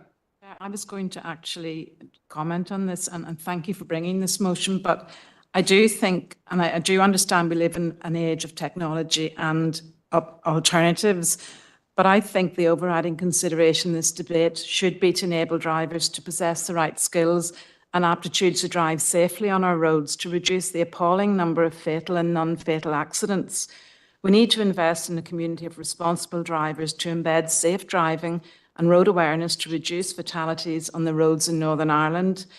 Taking the theory test enables learner drivers to get familiarised with the rules of the road and to be able to identify and avoid potentially hazardous situations. The theory test is an important component in a driver's qualification. It's designed to help drivers recognise road signs, what they mean, as well also to observe speed restrictions and hazards where they apply. That being said, the average pass rate in Northern Ireland for the theory test was 44.2% in 2022-23. I realise it's really frustrating for learner drivers to have to wait a long time to secure an appointment and even then get one not too far from home. I understand the desire to get this first step towards independence on the road ticked off, so more must be done to address the backlog and support greater access to theory test centres closer to our district. Whilst I acknowledge this is a strenuous test, it's designed to test knowledge and preparedness for driving on busy roads.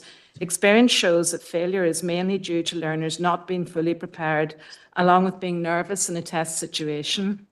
Despite advances with digital technology and accessibility, I believe that theory tests must remain to be taken in a controlled environment so that the integrity of the process can be preserved and the setting regulated due to the importance of ensuring learning is validated.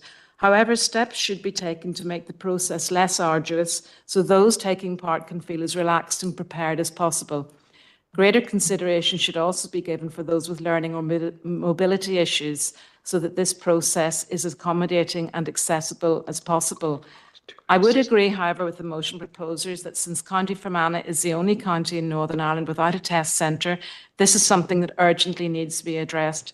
given the backlog of applicants waiting to get an appointment close to home. To conclude, provisional figures released by the PSNI in January 2024 show that in 2023 there were 69 deaths on roads in Northern Ireland as a result of road traffic collisions. This compares to a total of 55 deaths for the full year of 2022 and 50 in 2021. PSNI figures also show 679 people were seriously injured on roads between January the 1st and 31st of October 2023. As we all know, more deaths and serious injuries have occurred this year, even in our own district, and we send our sympathies and best wishes to all who've been affected by road traffic accidents.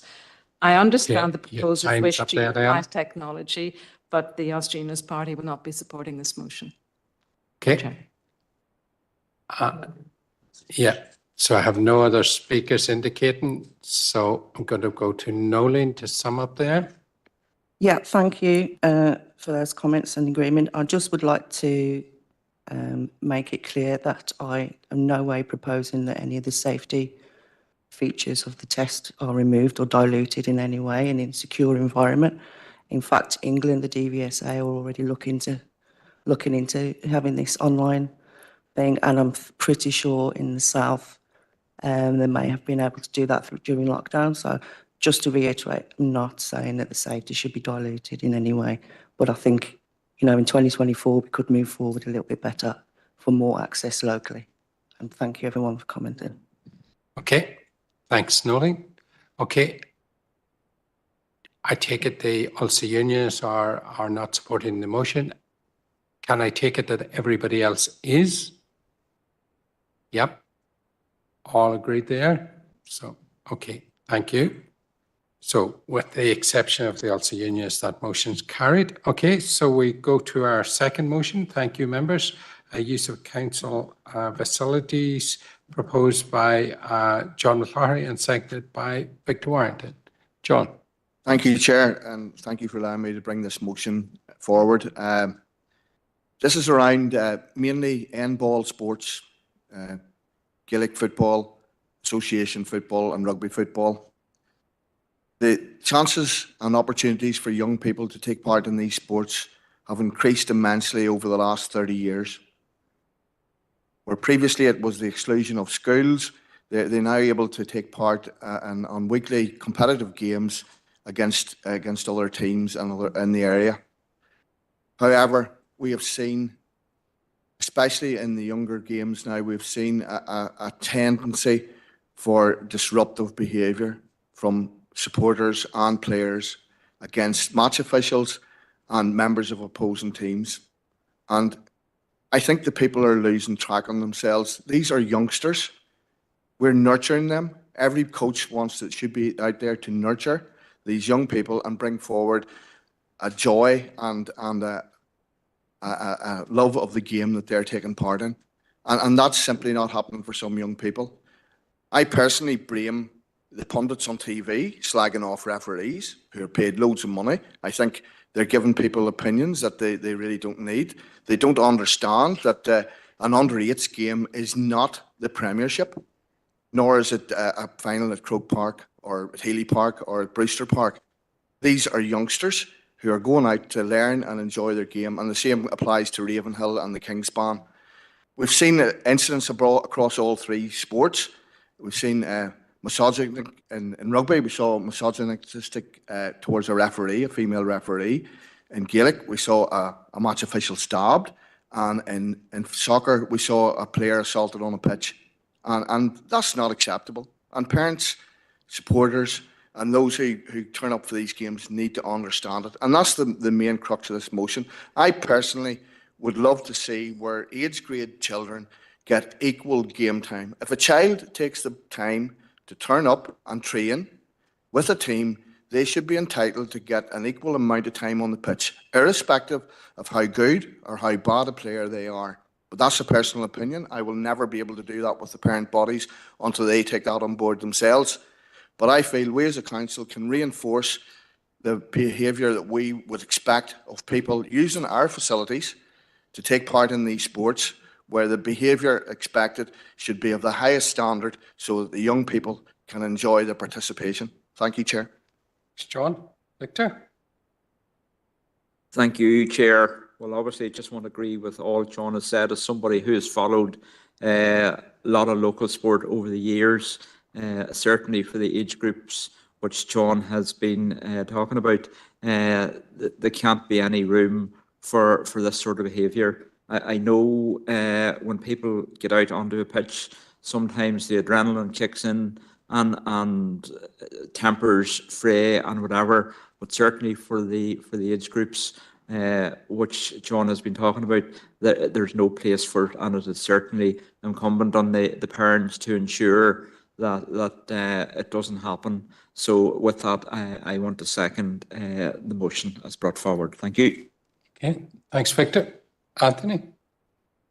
Thanks, Chair. I'll be very brief. I know we're under pressure. Yeah, Sinn Féin Group will be supporting this motion, and thank John for bringing it to us. I don't be at many matches on council facilities, but I be at a lot of GA matches from under 8 up, and nothing does annoy me as much as seeing people shouting at the kids when they make a mistake when they're playing.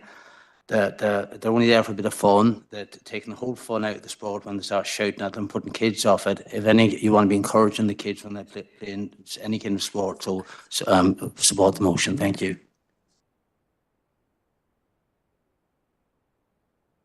Thanks, Anthony. Okay, there's no further speakers. So, John, if you want to make any closing comments. Thank you, Chair, and thank you again for letting me bring the motion. I'm glad everybody's supporting it. Okay, are we all in agreement, members? Okay, thank you very much. We'll move on to our third motion to remove the threat to EE jobs in Enniskillen. And that's proposed by Eddie and seconded by Adam. Eddie? Thanks, Chair. Following the deeply troubling statement by BTEE 2 months ago regarding the potential loss of 300 jobs in Enniskillen, the loyal and hard-working staff at the site were left devastated. Devastated by a company many of them had spent most of their adult lives serving, and they pull the carpet underneath from them during the cost of living crisis. Meanwhile, BT posted nearly £2 billion in profits, with large chunks of that coming in the form of tax breaks. Tax breaks the company now intend to use to remove people from their jobs. Since that announcement, both the Workers' Union, the CWU, and ourselves as politicians have unified to fight this decision on behalf of the workers. As was said during the first public meeting, this decision has unified politicians, and it continues to do so. I am very pleased to be supported in this motion by members from every party in the chamber. First time a motion has been seconded by a different party since I was elected, I believe. Something I would like to see more of in the future, and hopefully we do. Attending those public meetings, I heard of the true human cost this decision will have upon families. Families where both parents work at the site and would lose all income to the house. Families where they are the main carer for a spouse, now worried about their future. Families who just agreed a new mortgage at eye-watering rates, now feeling trapped by their circumstances.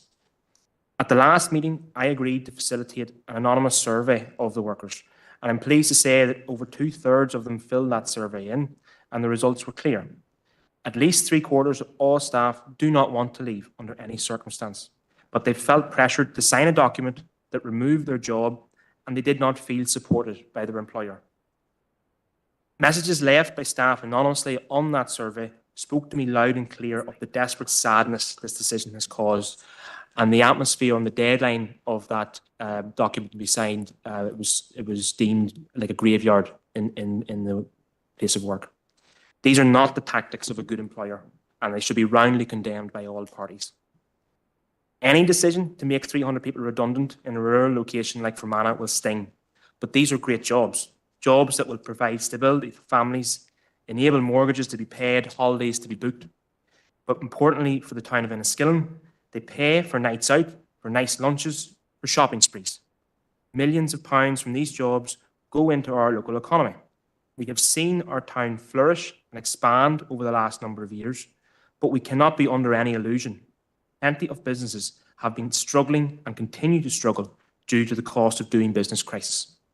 By removing this money from our economy, it's not just going to affect 300 jobs, the damage will be much more widespread. And so tonight, this motion is about our jobs as politicians.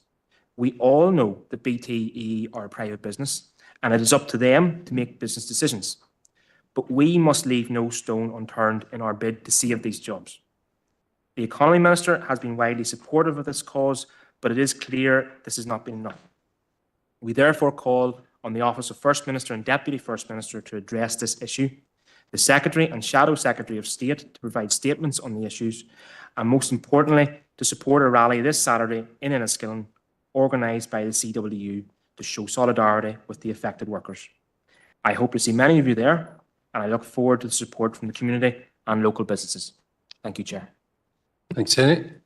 And yes, Adam. And Adam. Thank you, Chair. I'm seconding this motion, Chair, but just to state that this is a cross-party motion, and anyone here and any party here could be proposing and seconding it, and everyone in this chamber, I'm sure, gives this motion their full support. As Eddie has stated, the political parties are unified in working for the people and working for the staff of BT. And I want to assure everyone listening that everyone here and everyone outside of here, including our MLAs and MP for the constituency, will be working together collaboratively to achieve a positive result. But just like everyone else, when I first heard the news of the risk to these jobs, I was appalled, like everyone else in the county. 300 jobs on that site. It's one of the biggest employers in the area and in the town. And as has already been outlined, it would be a huge economic blow to the town of Enniskillen and to the wider county as a whole. There are people throughout the county employed in this business. But at the heart of this, we can't forget our 300 people and their families plunged into uncertainty. I've spoke to many of the employees and they've all expressed massive concerns about the very difficult situation this has put them into during a cost of living crisis. They all have bills to pay, homes to heat, and families to feed, and so much more. We can't forget that they are the people that need to be done right by BT and EE.